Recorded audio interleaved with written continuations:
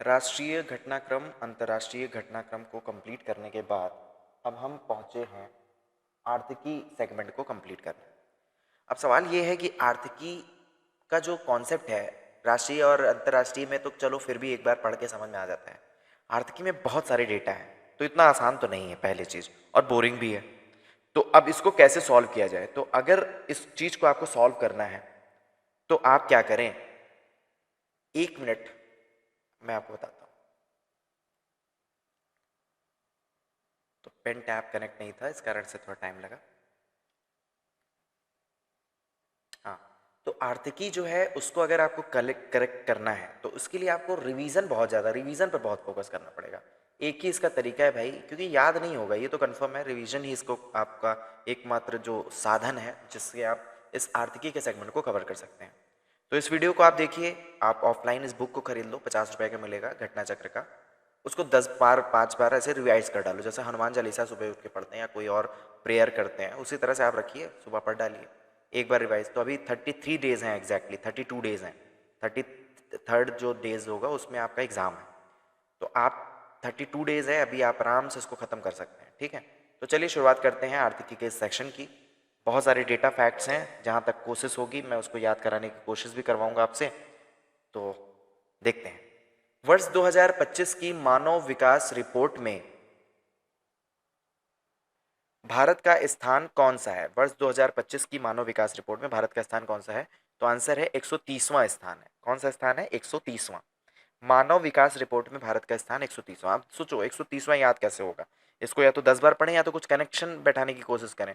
तो मानव विकास की बात हो रही है, तो हम कुछ इस तरह से सोचें कि एक मानव, मानव का मतलब होता है एम, एम को हम ऐसे ही लिख दें, तो ये 13 हो गया, फिर जीरो लगा दिया तो 130 याद आ गया। देखो मैं कह रहा हूँ ना, ये टेक्निक बहुत अच्छी तो नहीं है, लेकिन कहीं ना कहीं ये सबकॉन्शियस माइंड में आपके फिट हो जाएगी। ऑप्शन देखोगे जब ना एग्जाम टाइम पे, तब ये आपका काम आएगा। तो इसलिए आप इस तरह से सोचने की कोशिश करो। तो भारत के साथ 130वें स्थान पर और भी एक देश है, वो देश है हमारे बगल का पड़ोसी देश बांग्लादेश। ठीक है, वो भी है मानव विकास रिपोर्ट में। किस देश ने शीर्ष स्थान प्राप्त किया? अब इसी मानव विकास में, जहां मानव का विकास सबसे अच्छा है, उस शीर्ष स्थान पर कौन सा देश है? आइसलैंड है। कौन सा देश है? आइसलैंड है। ठीक है, क्या है? आइसलैंड। मानव विकास सूचकांक कौन जारी करता है? तो वो यूएनडीपी जारी करता है, यानी संयुक्त राष्ट्र विकास कार्यक्रम। यूएनडीपी संयुक्त राष्ट्र विकास कार्यक्रम इसको जारी करता है। विदेशी फिल्मों पर 100% शुल्क लगाने की घोषणा किसने की है? तो जो विदेशी फिल्म होंगी, मतलब अमेरिका के बाहर की जितनी पिक्चरें वहाँ रिलीज होती है, जैसे भारत की भी है, तो उस पर 100% का शुल्क लगाया जाएगा। मतलब अगर 100 रुपए की जो आज टिकट मिलती थी वहाँ पर, अब वो मिलेगी 200 रुपए की टिकट। ठीक है, तो 100% शुल्क लगाने की घोषणा करने वाला कौन सा देश है? तो अमेरिकी राष्ट्रपति डोनाल्ड ट्रंप ने अमेरिका में लगा दिया है। एशियाई विकास बैंक एडीबी की 58वीं वार्षिक बैठक कहाँ आयोजित हुई है? तो एडीबी यानी एशिया विकास बैंक, एशियन डेवलपमेंट बैंक की 58वीं वार्षिक बैठक है, ये 58th है, वो कहाँ पर है? मिलान इटली के अंदर है।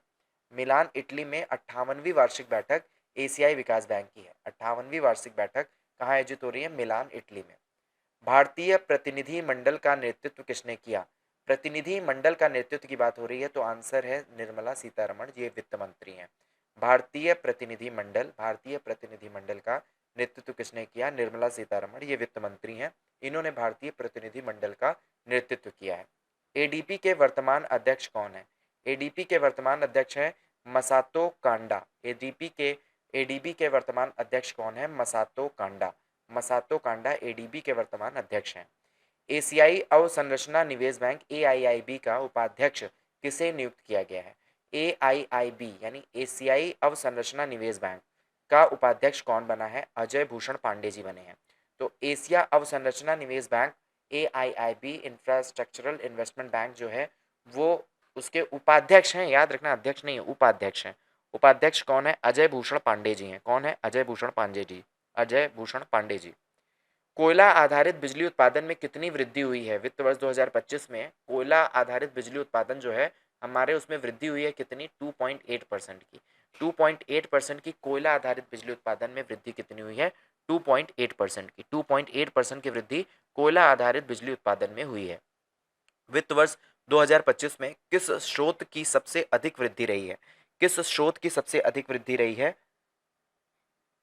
किस स्रोत की सबसे अधिक वृद्धि रही है? नाभिकीय ऊर्जा की। किसकी? नाभिकीय। वित्त वर्ष 2025 में नवीकरणीय ऊर्जा की वृद्धि दर कितनी रही है? तो 11.4%। देखो, एक चीज देखो, हमने सब में जो ऊर्जा उत्पादन है, हमने सब में लगभग बढ़ोतरी की है। कोयला आधारित बिजली उत्पादन में हमने 2.8% की वृद्धि की है। वित्त वर्ष में किस स्रोत की सबसे अधिक? तो नाभिकीय ऊर्जा की सबसे अधिक वृद्धि की है। कितना कर दिया है? 18.4%। ठीक है। और नवीकरणीय ऊर्जा की वृद्धि 11.4% है। तो अब सवाल यह है कि तीन फैक्ट्स को कैसे याद किया जाए। देखो, कोयला है। कोयला, हमारी कोशिश ये रहेगी कि कोयला में हम कम से कम कोयला का यूज़ करें, लेकिन चूंकि हमें बिजली उत्पादन करना है तो कोयला को हमें यूज़ करना पड़ेगा। बाकी देशों में कोयला से आधारित बिजली उत्पादन को बिल्कुल कम कर दिया गया है। तो इसीलिए सबसे ना चाहते हुए भी हमसे थोड़ी सी वृद्धि हुई। वो कितनी हुई? 2.8%। कितनी हो गई? 2.8%। कोयला से वृद्धि कितनी हो गई है? 2.8%। ठीक है। कोयला से वृद्धि कितनी हो गई है? तो कोयला आधारित बिजली उत्पादन 2.8%। और किस स्रोत की सबसे अधिक वृद्धि हुई है? तो नाभिकीय ऊर्जा, न्यूक्लियर एनर्जी पे हम काम कर रहे हैं, तो न्यूक्लियर पे सबसे ज़्यादा जो ऊर्जा है वो हमने वृद्धि करी है। वो कितना है? 18.4%। 18.4% हमने नाभिकीय ऊर्जा में वृद्धि करी है। नवीकरणीय ऊर्जा में वृद्धि दर कितनी है?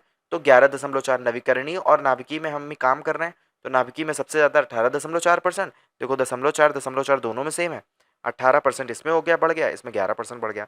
18.4% नाभिकीय में, ठीक है। न्यूक्लियस में 18.4% और नवीकरणीय में 11.4%। ठीक है। अब नवीकरणीय को देखो यार, बहुत छोटा सा ट्रिक है, उसको देखते हैं कैसा यूज कर सकते हैं। नवीकरणीय में अक्सर आपको एक ही चीज याद आता होगा, वो पंखा, जो टरबाइन मोटर वो लगा होता है, बड़े बड़े फैंस चलते हैं, विंड फैन, वही उसी से हवा से हम एनर्जी करते हैं, तो नवीकरणीय है। तो ये जो 1 1 इसमें लिखा है ना, तो बस 1 1 को यहाँ पे ले आके खींच दिया गया, 11 बन गया। तो इस तरह से थोड़ा सा याद करने की कोशिश करो। 11, 4 ब्लेड थे हमारे, 1 1, तो नवीकरणीय ऊर्जा वृद्धि 11.4%। ठीक है। आरबीआई द्वारा किस बैंक पर जुर्माना लगाया गया है? तो आरबीआई ने अभी एक जुर्माना लगाया है बैंक पर। कौन सा बैंक है? वो है कोटक महिंद्रा बैंक। इसने क्या किया? ऋण उल्लंघन किया है। ऋण उल्लंघन करने के कारण, और साथ ही साथ आईडीएफसी फर्स्ट बैंक, जो केवाईसी उल्लंघन के कारण, इस पर भी बैंक जुर्माना लगाया है। बैंक जुर्माना दो लगा है आरबीआई ने। कोटक महिंद्रा बैंक जो कि ऋण उल्लंघन कर रहा है, और केवाईसी उल्लंघन कर रहा है आईडीएफसी फर्स्ट बैंक। ठीक है। फिर उसके बाद है, आरबीआई ने किसके साथ मनी लॉन्ड्रिंग विरोधी समझौता किया है? मनी लॉन्ड्रिंग विरोधी समझौता आरबीआई ने किसके साथ किया है? तो वित्तीय खुफिया इकाई विभाग जो हमारे भारत का है, एफआईयू इंडिया, यानी वित्तीय खुफिया इकाई भारत। ठीक है। और वित्तीय वित्तीय खुफिया इकाई भारत के साथ आरबीआई ने समझौता किया कि भाई जो मनी लॉन्ड्रिंग हो रही है उसके उसके अगेंस्ट में हम काम करेंगे मिलकर। ठीक है। किस ट्रेन में भारत का पहला ऑन बोर्ड एटीएम लगाया गया? वाह, दैट्स ग्रेट। मतलब अभी एटीएम के लिए आपको स्टेशन से उतर के ढूंढना नहीं है, ऑन बोर्ड एटीएम लगाया गया है। तो वो ट्रेन कौन सी है? पंचवटी एक्सप्रेस। कौन सी एक्सप्रेस है वो? पंचवटी एक्सप्रेस। कौन सी ट्रेन है? पंचवटी एक्सप्रेस। ये इंपॉर्टेंट है, आप इसको याद रख सकते हो, क्योंकि बहुत इनोवेटिव क्वेश्चन है। अगर मुझे पेपर सेट करना होता, मैं इस पेपर को जरूर देता इस क्वेश्चन को। यह एटीएम किस बैंक ने लगाया है? तो एटीएम तो लगेगा तो बैंक भी पता होना चाहिए। ये एटीएम बैंक ऑफ महाराष्ट्र ने लगाया है। एटीएम लगाने की पायलट परियोजना किस रेलवे मंडल द्वारा शुरू की गई है? तो भुसावल डिवीजन जो रेलवे का है उसके द्वारा ये शुरू की गई है। भुसावल डिवीजन रेलवे का जो है उसके द्वारा ये शुरू की गई है। आवधिक श्रम बल सर्वेक्षण यानी पीएलएफएस 2024 किस मंत्रालय ने जारी किया है? तो सांख्यिकी एवं कार्यक्रम कार्यान्वयन मंत्रालय। सांख्यिकी एवं कार्यक्रम कार्यान्वयन मंत्रालय जो है, आवधिक श्रम बल सर्वेक्षण पीएलएफएस 2024 किस मंत्रालय ने जारी किया है? सांख्यिकी एवं कार्यक्रम कार्यान्वयन मंत्रालय ने इसको जारी किया है। ठीक है। नेक्स्ट हम लोग अब और बढ़ देते हैं और क्वेश्चन देख लेते हैं। नेक्स्ट क्वेश्चन है कि वर्ष 2024 में राष्ट्रीय बेरोजगारी दर कितनी है? तो हमारे यहाँ जो बेरोजगारी दर है वो कितनी है? 4.9, 4.9%। तो देखो, बेरोजगारी तो है, ठीक है, बेरोजगारी तो हमारे देश में है। इसको तरीका क्या हो सकता है याद करने का, मैं वो बताने की कोशिश कर रहा हूँ। बेरोजगारी तो है, लेकिन आप 4 लोगों से पूछेंगे बेरोजगारी के बारे में, तो सबका जवाब क्या होगा? नो। नो का क्या कहेंगे? मतलब नो। 4 लोगों से पूछो तो सब क्या कहेंगे? नहीं भाई, मैं बेरोजगार नहीं हूँ। नो नो नो करेंगे। ठीक है। 1000 रुपए भी कम कमा रहे हैं, भले उससे कुछ हो ना हो रहा हो, तो वो कहेंगे भाई 1000 रुपए तो कमा रहा हूँ। मतलब वो अपने आप को बेरोजगार मानते ही नहीं है। तो रियलिटी यहीं पे प्रॉब्लम है। तो बेरोजगारी दर कितनी है? 4.9%, यानी 4.9, यानी 4 लोगों से पूछो तो सब क्या बोलेंगे? No no no. ठीक है। तो 4.9% राष्ट्रीय बेरोजगारी। अब ये राष्ट्रीय बेरोजगारी में गांव गांव और शहर दोनों मिला हुआ है। तो इसी तरह से जो राष्ट्रीय बेरोजगारी है उसमें ग्रामीण बेरोजगारी दर की अगर हम बात करें, ग्रामीण में कितना है? तो 4.2% है। ग्रामीण में कितना है? 4.2। और शहरी श्रम ग्रामीण बेरोजगारी दर कितना है? 4.2%। राष्ट्रीय बेरोजगारी दर 4.9 और ग्रामीण कितना है? 4.2%। शहरी श्रम बल भागीदारी दर शहरी श्रम बल भागीदारी दर यानी LFPR कितना रही है? तो 51% रही है। LFPR कितना रहा है? 51% रहा है। LFPR कितना रहा है? 51%। एक राज्य एक आरआरबी किस मंत्रालय की पहल है? एक राज्य एक आरआरबी किस मंत्रालय की पहल है? तो आंसर है वित्त मंत्रालय की पहल है। एक राज्य एक आरआरबी किस मंत्रालय की पहल है? तो आंसर है वित्त मंत्रालय की। एक राज्य एक आरआरबी। प्रधानमंत्री मुद्रा योजना PMMY ने कितने वर्ष पूरे किए हैं? तो आंसर होगा 10 वर्ष पूरे किए हैं। प्रधानमंत्री मुद्रा योजना PMMY ने कितने वर्ष पूरे किए? तो आंसर है 10 वर्ष पूरे किए हैं। प्रधानमंत्री मुद्रा योजना ने कितने वर्ष पूरे किए? तो आंसर है 10 वर्ष। आयुष्मान भारत प्रधानमंत्री जन आरोग्य योजना PMJAY को लागू करने वाला 35वां राज्य केंद्र शासित प्रदेश कौन बना है? तो आंसर है दिल्ली। आयुष्मान भारत प्रधानमंत्री जन आरोग्य योजना PMJAY को लागू करने वाला 35वां राज्य और केंद्र शासित प्रदेश कौन बना है? वो दिल्ली है। आयुष्मान भारत प्रधानमंत्री जन आरोग्य योजना PMJAY को लागू करने वाला 35वां राज्य और केंद्र शासित प्रदेश कौन है? वो है दिल्ली। संयुक्त राष्ट्र की एक रिपोर्ट के अनुसार 2023 में AI में निजी निवेश के मामले में भारत का वैश्विक स्थान क्या रहा है? तो AI में निजी निवेश के मामले में भारत का वैश्विक स्थान 10वां रहा है। संयुक्त राष्ट्र की एक रिपोर्ट के अनुसार वर्ष 2023 में AI में निजी निवेश के मामले में भारत का वैश्विक स्थान क्या रहा है? तो आंसर होगा 10वां। RBI का डिप्टी गवर्नर किसे बनाया गया? तो आंसर होगा पूनम गुप्ता को बनाया गया। RBI का डिप्टी गवर्नर बनी है पूनम गुप्ता। गवर्नर की बात नहीं हो रही, यहाँ पे डिप्टी गवर्नर की बात हो रही है। तो डिप्टी गवर्नर एक लेडीज को बनाया गया जिनका नाम है पूनम गुप्ता। गुप्ता जी हैं, गुप्ता जी को क्या बना दिया गया? RRB का डिप्टी गवर्नर बना दिया गया। वह कितने वर्षों में पहली महिला डिप्टी गवर्नर बनी है? तो 14 सालों में पहली महिला डिप्टी गवर्नर बनी है। ठीक है, इसलिए इंपॉर्टेंट है, इसको भी आप स्टार मार्क कर लीजिए।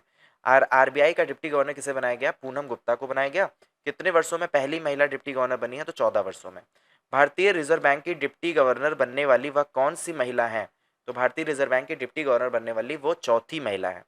ठीक है, भारतीय रिजर्व बैंक की डिप्टी गवर्नर बनने वाली वो कौन से नंबर की महिला है? तो आंसर होगा चौथी नंबर की वो महिला है। केनरा बैंक के कार्यकारी निदेशक केनरा बैंक के कार्यकारी निदेशक किसके नियुक्त किया गया है? केनरा बैंक का कार्यकारी निदेशक तो वो है SK मजूमदार जी को क्या किया गया है? केनरा बैंक का कार्यकारी निदेशक नियुक्त किया गया है। हाल ही में भारतीय रिजर्व बैंक RBI ने किन बैंकों पर जुर्माना लगाया है? तो RBI ने किन बैंकों पर जुर्माना लगाया है? तो आंसर है HDFC बैंक पर लगाया है और पंजाब एंड सिंध बैंक पर लगाया है। ठीक है, RBI ने किन बैंकों पर जुर्माना? HDFC bank and Punjab and Sind bank. ये इतना इंपॉर्टेंट नहीं है, तो आप नहीं भी पढ़ोगे तो चलेगा, क्योंकि इसके पहले आपने पढ़ा था कि HDFC फर्स्ट में लगाया था। ठीक है, वहाँ पर भी फ्रॉड और लोन वाले चीज़ों में। तो अभी फिलहाल HDFC bank and Punjab and Sind bank भी याद रख लो। दुनिया का दूसरा सबसे बड़ा चाय निर्यातक देश कौन सा बना है? तो दुनिया का दूसरा सबसे बड़ा, दूसरा यानी पहले नंबर पे तो चाइना है। ठीक है, अच्छा, सबसे बड़ी बात क्या है कि हमारे देश में सबसे ज़्यादा चाय होता है, पूरे भारत विश्व में सबसे ज़्यादा चाय हमारे यहाँ होता है, लेकिन हम निर्यात पे सेकंड नंबर पे क्यों है? क्योंकि हमारे यहाँ पर चाय को पीने की आदत जो है वो बहुत ज़्यादा है। हम सब सुबह शाम दोपहर चाय ही पीते हैं, तो इस कारण से हम सेकंड नंबर पे, दूसरे नंबर पे दुनिया में है। पहले नंबर पे चाय निर्यात करने वाला कौन सा है? पहले स्थान है चाय निर्यात करने वाले पे, तो वो रहा है केन्या। ठीक है, केन्या रहा है। ये इंपॉर्टेंट है, याद रखने लेना, क्योंकि लोग अक्सर कंफ्यूज हो जाएंगे, चाइना इसमें कर देंगे। लेकिन इस 2024 की रिपोर्ट के अनुसार चाय निर्यात में सबसे पहले स्थान पर कौन सा देश रहा है? तो वो है केन्या। सेकंड नंबर पर कौन सा रहा है? वो है भारत। भारत के कुल चाय निर्यात में काली चाय यानी ब्लैक टी का हिस्सा कितना है? सबसे ज्यादा हम ब्लैक टी ही देते हैं, वो है 96% हिस्सा। 96% चाय निर्यात में हम केवल और केवल ब्लैक टी का यूज करते हैं, ब्लैक टी को निर्यात करते हैं। भारत के नए वित्त सचिव के रूप में किसे नियुक्त किया गया है? तो वित्त सचिव, वित्त पैसे से भरे हुए अजय सेठ जी को किया गया है। तो सेठ जी जो है हमारे, अजय सेठ जी, इनको क्या बनाया गया? भारत का नया वित्त सचिव बनाया गया है। ठीक है, अजय सेठ जी हमारे कौन है? अजय सेठ जी। ठीक है, डिजी लॉकर के साथ वित्तीय संपत्तियों के लिए साझेदारी की है किसने? सेबी ने। डिजी लॉकर के साथ वित्तीय संपत्तियों की साझेदारी किसने की है? सेबी ने। ठीक है, किसने किया है? आंसर सेबी ने सोशल स्टॉक एक्सचेंज पर शून्य कूपन शून्य प्रिंसिपल उपकरण में न्यूनतम निवेश राशि 10,000 रुपये से घटाकर कितनी कर दी गई है? तो आंसर है 1,000 रुपये कर दी गई है। शून्य कूपन शून्य प्रिंसिपल उपकरण की जो न्यूनतम राशि थी, ठीक है, निवेश राशि जो स्टॉक एक्सचेंज की थी, 10,000 से घटाकर कितनी कर दी है? 1,000 कर दी है। 10,000 से घटाकर कितनी कर दी है? 1,000 कर दी है। तो शून्य कूपन शून्य प्रिंसिपल उपकरण किससे संबंधित है? सोशल एसएबी का सोशल स्टॉक एक्सचेंज से संबंधित है ये। हुरून ग्लोबल रिच लिस्ट 2025 के अनुसार दुनिया में सबसे ज्यादा अरबपति देश किस देश में है? किस देश में है? तो सबसे ज्यादा अरबपति कहाँ पर है? अमेरिका में है। टोटल उनकी संख्या कितनी है? 870 अरबपति तो केवल और केवल अमेरिका में है। दुनिया में सबसे ज्यादा अरबपति कहाँ पर है? अमेरिका में है। नेक्स्ट देखते हैं। ये हुरून की जो ग्लोबल रिच लिस्ट 2025 आई है, इसके अनुसार दुनिया का सबसे धनी व्यक्ति कौन है? तो दुनिया का सबसे धनी व्यक्ति जो है वो एलन मस्क है, जिसके पास संपत्ति है 420 बिलियन डॉलर। कितनी संपत्ति है? 420 बिलियन डॉलर। विश्व में सर्वाधिक अरबपतियों वाला शहर कौन सा है? तो सबसे अधिक अरबपतियों वाला शहर की बात हो रही है तो यूएसए का जो न्यूयॉर्क है वहाँ सबसे अधिक अरबपति वाले शहर है, यानी एक शहर में 129 अरबपति जो है वो वहाँ पर हैं। विश्व की पांचवी और भारत के सबसे अमीर महिला कौन सी है? तो विश्व में तो पांचवें नंबर पे हैं, लेकिन भारत की सबसे अमीर महिला कौन है? वो है रोशनी नादर। कौन है? रोशनी नादर। ये HCL टेक्नोलॉजी जो आप जानते हैं उसकी मालकिन है। कौन है? रोशनी नादर। ये भारत की सबसे अमीर है और विश्व की सबसे पांचवी महिला में है। इस सूची के अनुसार एशिया का सर्वाधिक अमीर व्यक्ति कौन है? अच्छा सोचिए, एशिया का सर्वाधिक अमीर व्यक्ति पूछा जा रहा है और इसी एशिया में चाइना भी आता है, इसी एशिया में जापान भी आता है। उनके रहने के बावजूद भी एशिया का सर्वाधिक अमीर कौन है? मुकेश अंबानी है। तो आप इस तरह से समझिए कि हमारे देश में जो मोनोपोली है वो किस लेवल तक जड़ों में घुस चुकी है। यहाँ पर दो चार अमीर आदमी हैं, इतने ज़्यादा अमीर हैं कि भारत की तो इनकम बहुत ज़्यादा है लेकिन जब हम पूरा पर कैपिटा इनकम की बात करते हैं तो भारत चाइना से बहुत बहुत बहुत पीछे है। तो ये अच्छी बात नहीं है, लेकिन फिर भी कुछ तो अच्छी बात यह है कि मुकेश अंबानी हमारे भारत के हैं, जो कि एशिया के सबसे अमीर व्यक्ति हैं। किन दो भारतीय कंपनियों ने भारत में सैटेलाइट इंटरनेट के लिए स्टारलिंक से वितरण समझौता किया है? तो स्टारलिंक जो कंपनी किसकी है? एलॉन मस्क की है। और उस एलॉन मस्क से स्टारलिंक की कंपनी से हमने इंटरनेट लिया है। वो कौन सी दो भारतीय कंपनियां हैं? तो रिलायंस जियो और भारतीय एयरटेल। रिलायंस जियो और भारतीय एयरटेल ने सैटेलाइट इंटरनेट के लिए स्टारलिंक से वितरण समझौता किया है। ठीक है। किस देश ने चीन और जापान से आयातित ट्राइक्लोरो आइसोसियान्यूरिक एसिड पर एंटी डंपिंग शुल्क लगाया है? तो चीन और जापान से आयातित ट्राइक्लोरो आइसोसियान्यूरिक एसिड पर एंटी डंपिंग लगाने वाला देश कौन सा है? वो है भारत। महिला उद्यमियों को अपने व्यवसायों का विस्तार करने में सहायता हेतु एसबीआई ने कौन सा उत्पाद लॉन्च किया है? तो आंसर है एसबीआई अस्मिता। एसबीआई अस्मिता जो है एक प्रोडक्ट है जिसमें वो महिला उद्यमियों को जो उनके व्यवसाय में विस्तार करने हेतु एसबीआई लोन देगा, उनकी हेल्प करेगा। उस एसबीआई की स्कीम का नाम क्या है? एसबीआई अस्मिता। सीट क्षमता के लिहाज से विश्व की दूसरी सबसे तेजी से बढ़ती एयरलाइन कौन सी बनी है? तो सीट क्षमता के हिसाब से विश्व की दूसरी सबसे तेजी से बढ़ती एयरलाइन कौन सी है? Indigo airline. कौन सी है? Indigo airline. भारतीय वायुसेना के कर्मचारियों के लिए प्रोजेक्ट हक HAKK किसने शुरू किया है? तो भारतीय वायुसेना के कर्मचारियों के लिए प्रोजेक्ट हक शुरू करने वाला है वो है HDFC बैंक। HDFC बैंक ने भारतीय वायुसेना के कर्मचारियों के लिए प्रोजेक्ट हक शुरू किया है। HAKK किसने शुरू किया है? तो HDFC बैंक ने शुरू किया है। ट्रैक्सन की रिपोर्ट के अनुसार वर्ष 2024 में महिलाओं के नेतृत्व वाले टेक स्टार्टअप के लिए वैश्विक फंडिंग कितनी थी? तो आंसर है 29.6 बिलियन। कितनी थी? 29.6 बिलियन। ट्रैक्सन की रिपोर्ट के अनुसार वर्ष 2024 में महिलाओं के नेतृत्व वाले टेक स्टार्टअप के लिए वैश्विक फंडिंग कितनी थी? 29.6 बिलियन। वैश्विक फंडिंग कितनी थी? 29.6 बिलियन। भारतीय रिजर्व बैंक ने स्थानीय मुद्राओं में लेन देन हेतु किसके साथ समझौता किया है? भारतीय रिजर्व बैंक ने स्थानीय मुद्राओं में लेन देन हेतु किसके साथ समझौता किया है? तो आंसर है बैंक ऑफ मॉरिशस। किसके साथ समझौता किया है? तो बैंक ऑफ मॉरिशस के साथ समझौता किया है। भारतीय रिजर्व बैंक ने स्थानीय मुद्राओं में लेन देन हेतु किसके साथ समझौता किया है? तो आंसर है बैंक ऑफ मॉरिशस के साथ। बैंक ऑफ मॉरिशस के साथ समझौता किया है। एशियाई विकास बैंक ने किस क्षेत्र में निजी क्षेत्र के विकास और महासागरीय प्रभाव को बढ़ावा देने के लिए फ्रंटियर सीड लॉन्च किया है? ठीक है, फ्रंटियर सीड, तो वो है प्रशांत क्षेत्र। ठीक है, पैसिफिक जो एरिया है वहां पर एशियाई विकास बैंक ने निजी क्षेत्र के विकास और महासागरीय प्रभाव को बढ़ावा देने के लिए फ्रंटियर सीड नामक एक अपना मिशन लॉन्च किया है एशियाई विकास बैंक ने। ठीक है, कहाँ पर? प्रशांत क्षेत्र में। कौन सा विकास के लिए जो वो निकाल रहे हैं अपना प्रोडक्ट? तो फ्रंटियर सीड। भारत ने हाल ही में किस देश के साथ मुक्त व्यापार समझौता एफटीए की वार्ता शुरू की है? तो आंसर है न्यूजीलैंड। भारत ने हाल ही में किस देश के साथ मुक्त व्यापार समझौता एफटीए वार्ता शुरू की है? तो आंसर क्या होगा इसका? न्यूजीलैंड के साथ हमने मुक्त व्यापार समझौता शुरू किया है। भारत में पहली बार एक्सप्लोरेशन लाइसेंस की नीलामी किस मंत्रालय के द्वारा शुरू की गई है? एक्सप्लोरेशन लाइसेंस की नीलामी की जाएगी भारत में, और पहली बार है इसलिए अपने आप में महत्वपूर्ण है। पहली बार एक्सप्लोरेंस लाइसेंस की नीलामी किस मंत्रालय द्वारा शुरू की गई? तो आंसर क्या होगा इसका? खान मंत्रालय द्वारा, गोवा सरकार के सहयोग से। खान मंत्रालय द्वारा गोवा सरकार के सहयोग से एक्सप्लोरेशन लाइसेंस की नीलामी शुरू की गई है। स्कॉच अवार्ड 2025 में डबल गोल्ड किस कंपनी ने जीता है? तो दो दो गोल्ड जीता है, डबल गोल्ड जीता है। किसने जीता है? Muthoot Microfin Muthoot Microfin company ने स्कॉच अवार्ड 2025 में डबल गोल्ड जीता है। Double gold Muthoot finance company, घर में पड़ा हो सोना तब काहे को रोना, तो मुथूट का ही है और उसको डबल गोल्ड मिल गया है, तो आप यहाँ से कनेक्ट कर सकते हैं। वर्ष 2028 तक वैश्विक डेवलपर्स मार्केट में भारत का कौन सा स्थान होगा?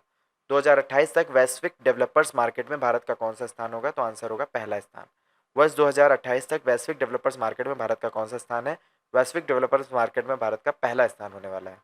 फेडरल बैंक ने अपना ब्रांड एम्बेसडर किसे बनाया है? तो फेडरल ने बनाया है विद्या बालन को। किसको बनाया? फेडरल ने बनाया विद्या बालन को। फेडरल बैंक ने अपना ब्रांड एम्बेसडर किसको बनाया? विद्या बालन को बनाया। फेडरल बैंक ने किसे अपना ब्रांड एम्बेसडर नियुक्त किया? तो आंसर है Vidya Balan. One nation one port ONOP किसने शुरू की है?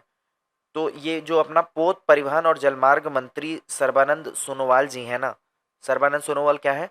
पोत परिवहन और जलमार्ग मंत्री हैं। ठीक है, तो इन्होंने शुरू किया है बंदरगाह के लिए वन नेशन वन पोर्ट पहल शुरू की है। पोत परिवहन यानी बंदरगाह, पोत परिवहन और जलमार्ग मंत्री, तीन चीज के मंत्री हैं ये। बंदरगाह, पोत परिवहन और जलमार्ग मंत्री श्री सर्बानंद सोनोवाल ने ONOP शुरू की है, वन नेशन वन पोर्ट। ठीक है, 2024 में प्रारंभिक सार्वजनिक निर्गम IPO के माध्यम से किस देश ने सर्वाधिक फंड अर्जित किया है? तो आंसर है IPO के माध्यम से सर्वाधिक फंड अर्जित करने वाला देश कौन सा है? वो है भारत। प्रारंभिक सार्वजनिक निगम के माध्यम से किस देश ने सर्वाधिक फंड अर्जित किया है? तो आंसर है भारत। किन खनिजों को लघु खनिजों से हटाकर प्रमुख खनिजों की श्रेणी में रखा गया है? तो कुछ ऐसे खनिज थे जिनको हमने पहले लघु में रखा था, लेकिन अभी वो हमारे लिए प्रमुख खनिज की श्रेणी में आ चुके हैं। तो कौन कौन सा है? Barytes, feldspar, mica, quartz. Barytes, feldspar, mica, quartz. Barytes, feldspar, mica, quartz. Barytes, feldspar, mica, quartz. Barytes, feldspar, mica, quartz. Barytes, feldspar, mica, quartz. किन खनिजों को लघु खनिजों से हटाकर प्रमुख खनिजों की श्रेणी में रखा गया है? तो आंसर है barytes, feldspar, mica, quartz. Barytes, feldspar, mica, quartz. अगला बात करते हैं। भारत की वार्षिक बिजली मांग में वर्ष 2025-27 तक कितनी वृद्धि का अनुमान है? वार्षिक बिजली मांग में 6.3% तक की जो वृद्धि है उसका अनुमान है। भारत की वार्षिक बिजली मांग में वर्ष 2025 से 27 तक कितनी वृद्धि का अनुमान है? तो 6.3% की वृद्धि का अनुमान है। RBI ने बड़े कर्ज से संबंधित निर्देशों के अनुपालन ना करने के लिए किस बैंक पर 29 लाख का जुर्माना लगाया है आरबीआई ने? तो आंसर है सिटी बैंक पर आरबीआई ने जुर्माना लगाया, क्योंकि बड़े कर्जे से जो संबंधित जो निर्देश दिए जा रहे थे उसका वो अनुपालन नहीं कर रहा है। कौन नहीं कर रहा? City bank. तो इस कारण से सिटी बैंक्स पर 39 लाख का जुर्माना लगाया गया है। अच्छा, भारत में वार्षिक बिजली मांग में कितनी परसेंट की वृद्धि हुई है? तो 6.3% की वृद्धि हो गई है। 6 से 3%, 6.3% की वृद्धि हो गई है। ठीक है, बिजली उपभोग में। वर्तमान में अमेरिका ने भारत और चीन पर पारस्परिक शुल्क यानी रेसिप्रोकल टैरिफ्स कब से लगाने की घोषणा की है? अमेरिका भारत और चीन पर रेसिप्रोकल टैरिफ लगाएगा, तो वो कब से शुरू कर रहा है? 2 अप्रैल 2025 से। 2 अप्रैल 2025 से रेसिप्रोकल शुल्क लगा रहा है अमेरिका भारत और चाइना पर। ठीक है, 2 अप्रैल 2025 से। सार्वजनिक क्षेत्र के किन उद्यमों को नवरत्न का दर्जा मिला है? तो नवरत्न का दर्जा मिलने वाले दो नवरत्न का दर्जा दर्जा मिलने वाले दो कंपनीज हैं। कौन कौन सी? जो कि सार्वजनिक पब्लिक सेक्टर यूनिट्स हैं, वो हैं हमारे भारतीय रेलवे खान पान और पर्यटन निगम, जिसको हम बोलते हैं आईआरसीटीसी, इसको नवरत्न का दर्जा मिला है। और साथ ही साथ आईआरएफसी को भी नवरत्न का दर्जा मिला है, भारतीय रेलवे वित्त निगम को। आईआरएफसी का मैंने शेयर लिया था बहुत समय से, लगभग 6 महीने से मैं लॉस में हूँ, तो इसको भी फिलहाल अब नवरत्न का दर्जा मिला है, तो हो सकता है कि कुछ इसमें शेयर इसका ऊपर है। आईआरसीटीसी और आईआरएफसी के शामिल होने के बाद भारत में कुल नवरत्न कंपनियों की संख्या कितनी हो गई है? तो आंसर हो गया ए से जेड तक। ए से जेड यानी ए टू जेड, जेड में कितने सब होते हैं? 26। तो इस तरह से याद करो, जितनी भी नवरत्न है ए टू जेड सभी को शामिल कर लिया गया है नवरत्न में। नवरत्न में पहले 9 कंपनियां हुआ करती थी, धीरे धीरे सारी कंपनियां बढ़ते बढ़ते फ्लरिश होते होते वो नवरत्न का दर्जा प्राप्त करती गई। और आज जब दो दो को नवरत्न का दर्जा मिल गया, किसको? आईआरएफसी और आईआरसीटीसी को। तो आज के डेट में कुल मिलाकर नवरत्न कंपनियों की संख्या कितनी हो गई है? 26 हो गई है। राजस्व सचिव के रूप में अतिरिक्त प्रभार किसे सौंपा गया है? तो राजस्व सचिव सेठ जी को मिला है। सेठ जी राजस्व सचिव कौन बने हैं? सेठ जी अजय सेठ। अजय सेठ को राजस्व सचिव के रूप में अतिरिक्त प्रभार सौंपा गया है। अजय सेठ को राजस्व सचिव के रूप में अतिरिक्त प्रभार सौंपा गया है। सेबी के केंद्रीकृत कारपोरेट बॉन्ड डेटाबेस पोर्टल का नाम क्या है? उसका नाम है बॉन्ड सेंट्रल। सेबी के केंद्रीकृत कारपोरेट बॉन्ड डेटाबेस पोर्टल, केंद्रीकृत कारपोरेट बॉन्ड डेटाबेस पोर्टल, केंद्रीकृत corporate bond bond database portal का नाम क्या है सेबी का? तो आंसर है बॉन्ड सेंट्रल। क्या नाम है? Bond central. एमएसएमई वित्त पोषण के लिए किन दो संगठनों ने समझौता ज्ञापन पर हस्ताक्षर किए हैं? एमएसएमई वित्त पोषण के लिए किन दो संगठनों ने समझौता ज्ञापन पर हस्ताक्षर किए हैं? तो भारतीय लघु उद्योग विकास बैंक सिडबी और टाटा कैपिटल लिमिटेड। किसने किसने? भारतीय लघु उद्योग विकास बैंक सिडबी और टाटा कैपिटल लिमिटेड। भारतीय प्रतिभूति और विनिमय बोर्ड, जिसको सेबी कहते हैं, इसका नया चेयरमैन किसे नियुक्त किया गया है? तो तुहिन कांता पांडे जी। तुहिन कांता पांडे जी को सेबी का नया चेयरमैन बनाया गया है। तुहिन कांता पांडे को सेबी का नया चेयरमैन बनाया गया है। तुहिन कांता पांडे को क्या बनाया गया? सेबी का नया चेयरमैन बनाया गया है। वित्तीय साक्षरता सप्ताह 2025 कब मनाया गया? तो वित्तीय साक्षरता सप्ताह 2025 24 से 28 फरवरी 2025 को मनाया गया। वित्तीय साक्षरता सप्ताह 2025 कब मनाया गया? 24 से 28 फरवरी 2025 को मनाया गया है। वित्तीय साक्षरता सप्ताह 2025 कब मनाया गया? 24 से 28 फरवरी 2025 को मनाया गया। समीर कनोडिया को किस अवार्ड से सम्मानित किया गया है? तो समीर कनोडिया को सीईओ ऑफ द ईयर से सम्मानित किया गया है। समीर कनोडिया को किस अवार्ड से सम्मानित किया गया? तो सीईओ ऑफ द ईयर से सम्मानित किया गया है। समीर कनोडिया को किस अवार्ड से सम्मानित किया गया? सीईओ ऑफ द ईयर से। जोमेटो ने नया एआई पावर्ड प्लेटफॉर्म लॉन्च किया है, किस नाम से? तो एआई पावर्ड प्लेटफॉर्म जो जोमेटो का है उसका नाम है नगेट। क्या नाम है? NUGGET, nugget. जोमेटो ने अपना नया एआई पावर्ड प्लेटफॉर्म किस नाम से लॉन्च किया? तो आंसर होगा नगेट। नगेट नाम से लॉन्च किया है। एसबीआई कार्ड के नए एमडी एंड सीईओ के रूप में किसे नियुक्त किया है? तो आंसर है सलिला पांडे। सलिला पांडे एसबीआई कार्ड के नए एमडी एंड सीईओ के रूप में किसे नियुक्त किया गया है? तो आंसर है सलील पांडे। अक्टूबर दिसंबर 2024 में शहरी क्षेत्रों में बेरोजगारी दर कितनी थी? तो अक्टूबर दिसंबर 2024 में शहरी क्षेत्रों में बेरोजगारी दर कितनी थी? तो 6.4% थी। अक्टूबर दिसंबर 2024 में शहरी क्षेत्रों में बेरोजगारी दर कितनी थी? 6.4% थी। सुलभ आवास फंड का नाम क्या है जिसके तहत गृह खरीदारों को चाबियां वितरित की गई हैं? सुलभ आवास फंड का नाम क्या है जिसके तहत गृह खरीदारों को चाबियां वितरित की गई हैं? तो आंसर है स्वामी पोर्टल। क्या नाम है उसका? स्वामी पोर्टल। विशेष window for affordable and mid income housing.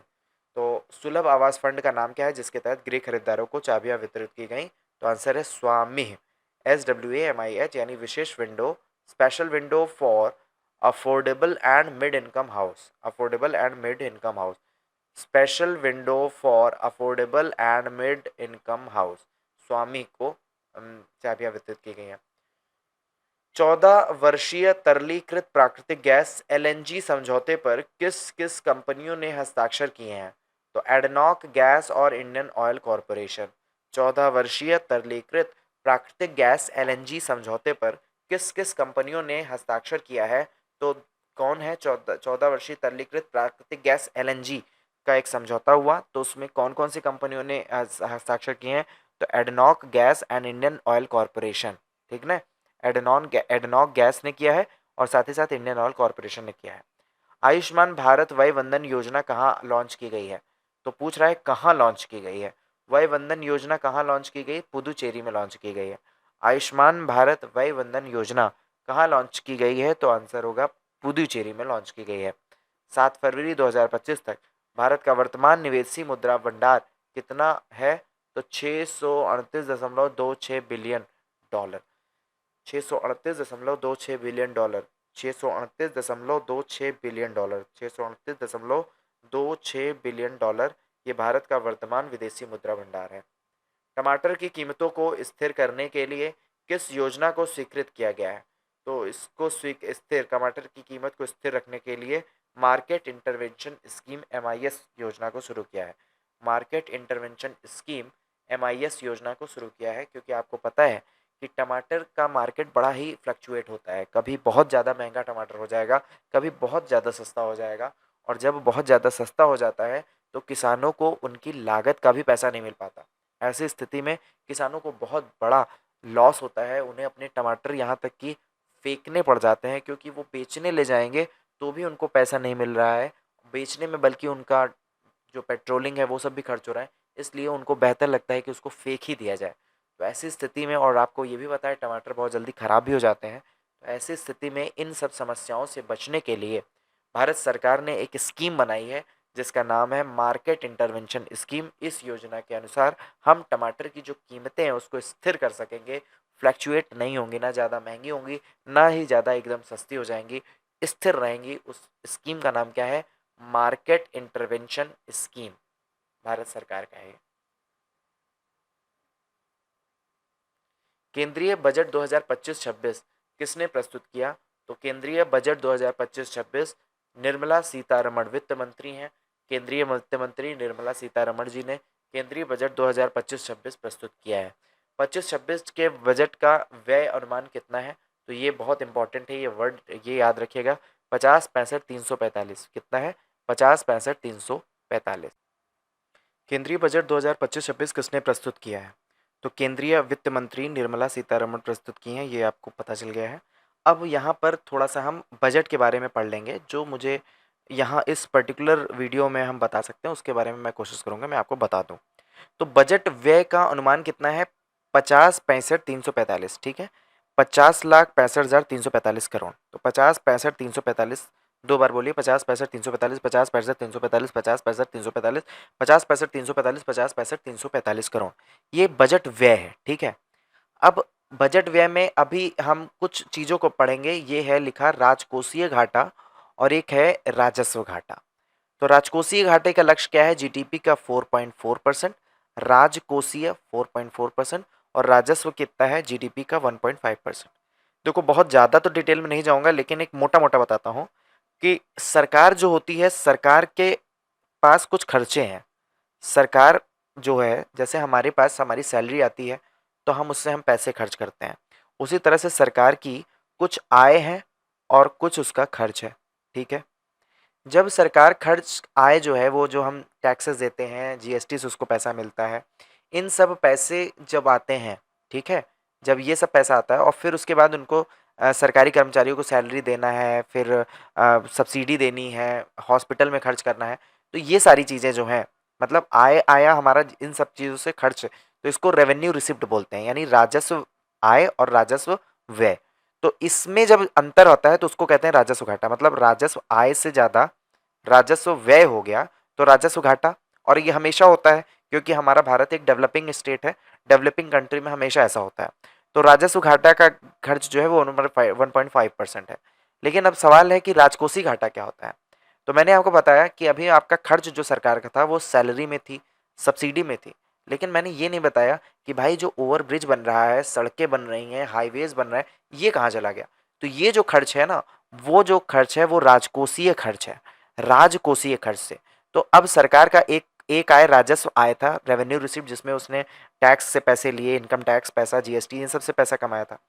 दूसरा पैसा ये भी है कि सरकार के पास उधार भी तो लेते हैं हम, उधार, उधार से भी पैसे कमाता है सरकार। ठीक है, दूसरे वर्ल्ड बैंक से पैसे लेता है, बहुत सारी चीजें। और फिर किस तरह से पैसा लेता है, सरकार के पास बहुत सारी संपत्तियां हैं, जैसे बहुत सारी कंपनीज हैं, एलआईसी तो बहुत बड़ी बात बोलते हैं, जैसे एयर इंडिया है, उसको बेच दिया, प्रॉफिट नहीं हो रहा, बेच दिया। तो जो पूंजीगत चीजें, मतलब मोटी चीजें जो स्थित है, इमारत और इस टाइप की चीजें, उसको जो जब बेचेगा तो उससे जो प्रॉफिट होगा उसको बोलते हैं राजकोषीय आय। ठीक है, उसको क्या बोलते हैं, राजकोषीय आय। और जब राजकोषीय आय, और फिर जो सरकार नहर, तालाब, रोड ये सब बनवा रही है, उसको कहते हैं हवाई अड्डे। तो ये क्या है, राजकोषीय खर्च। तो उस इसमें क्या होता है, राजकोषीय घाटा। अब चूंकि हमारा भारत क्या है, बहुत तेजी से डेवलप कर रहा है, हमारे यहाँ सड़कें बन रही हैं, हमारे यहाँ एयरपोर्ट बन रहे हैं, हमारे यहाँ पोर्ट बन रहा है, हमारे यहाँ नदियों को बैराज सिस्टम बनाया जा रहा है, बांध बनाया जा रहा है, ये राजकोषीय खाट। जब ये सारी चीजें ज्यादा होंगी, ज्यादा बनेंगी, तो ऑफकोर्स राजकोषीय घाटा भी ज्यादा होगा। तो राजकोषीय घाटा 4.4% है, और जबकि राजस्व घाटा कितना है, 1.5%। ये लक्ष्य है, ऐसा होगा नहीं और ज्यादा बल्कि खर्च हो जाएगा। ठीक है, तो घाटा और ज़्यादा लग सकता है, लेकिन लक्ष्य हम सरकार बना के चलती कि भाई अब ज़्यादा से ज़्यादा हम इतना ही खर्च कर पाएंगे, इससे ज़्यादा नहीं खर्च कर पाएंगे, क्योंकि इनको इनकी पूर्ति फिर कैसे होगी, इनकी पूर्ति लोन लेकर करना पड़ेगा ना। तो ये हमारी सरकार का अनुमान होता है, लेकिन ऐसा हो तो नहीं पाता, कभी कई बार हो जाता है, लक्ष्य पूरा हो जाता है। तो याद रखिएगा, राजकोषीय घाटे, बड़े बड़े चीज निर्माण, नव निर्माण करा रहे हैं तो वो राजकोषीय घाटे में आएगा, और वो जीडीपी का 4.4% है, और राजस्व घाटा 1.5%। अब आप कंफ्यूजन तो नहीं होगा कि राजकोषीय घाटा कम है या राजस्व घाटा ज़्यादा क्यों है, तो आप समझ में आ गया होगा आपको कि क्या क्या रीज़न है। इसके बारे में कभी हम लोग ये सब खत्म हो, ढेर सारे सब्सक्राइबर्स हमारे जुड़ेंगे कि मैं एक वीडियो बनाऊँ, ढेर सारे लोग देखें, तो मैं इतने बढ़िया तरीके से पढ़ाऊँगा ये सब। मेरा मन है कि मैं पढ़ाऊँ, और आपका सपोर्ट की भी ज़रूरत है। अ, हो सकता है हम जल्दी ही आपको एक यूट्यूब चैनल पे प्रॉपर तरीके से एक स्टाइल में पढ़ाना शुरू करें। ये पीडीएफ पढ़ाना क्या है, लेकिन आपको पसंद आ रहा है इसलिए मैं आपको पढ़ा रहा हूँ।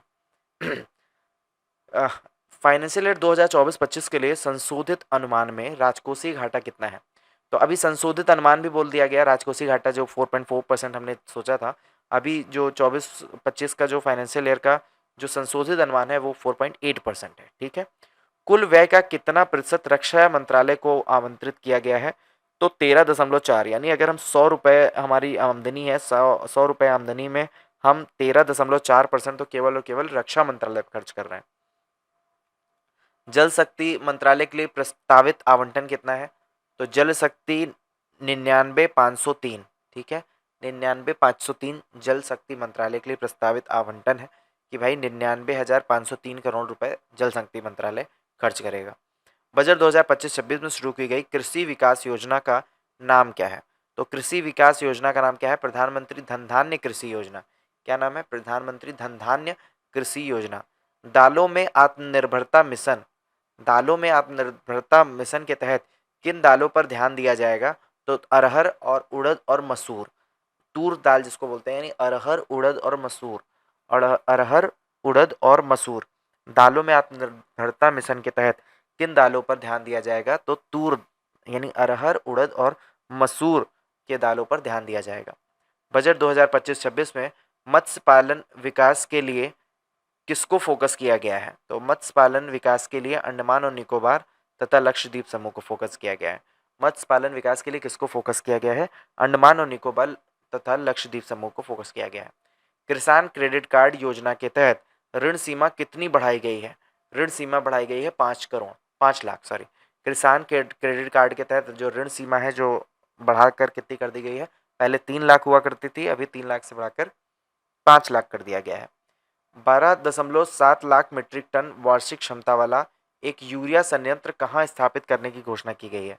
तो 12.7 लाख मीट्रिक टन वार्षिक क्षमता वाला एक यूरिया संयंत्र कहाँ स्थापित करने की घोषणा की गई है? तो आंसर है नामरूप, असम में। कहाँ पर? नामरूप, असम में घोषित करने की घोषणा की गई है।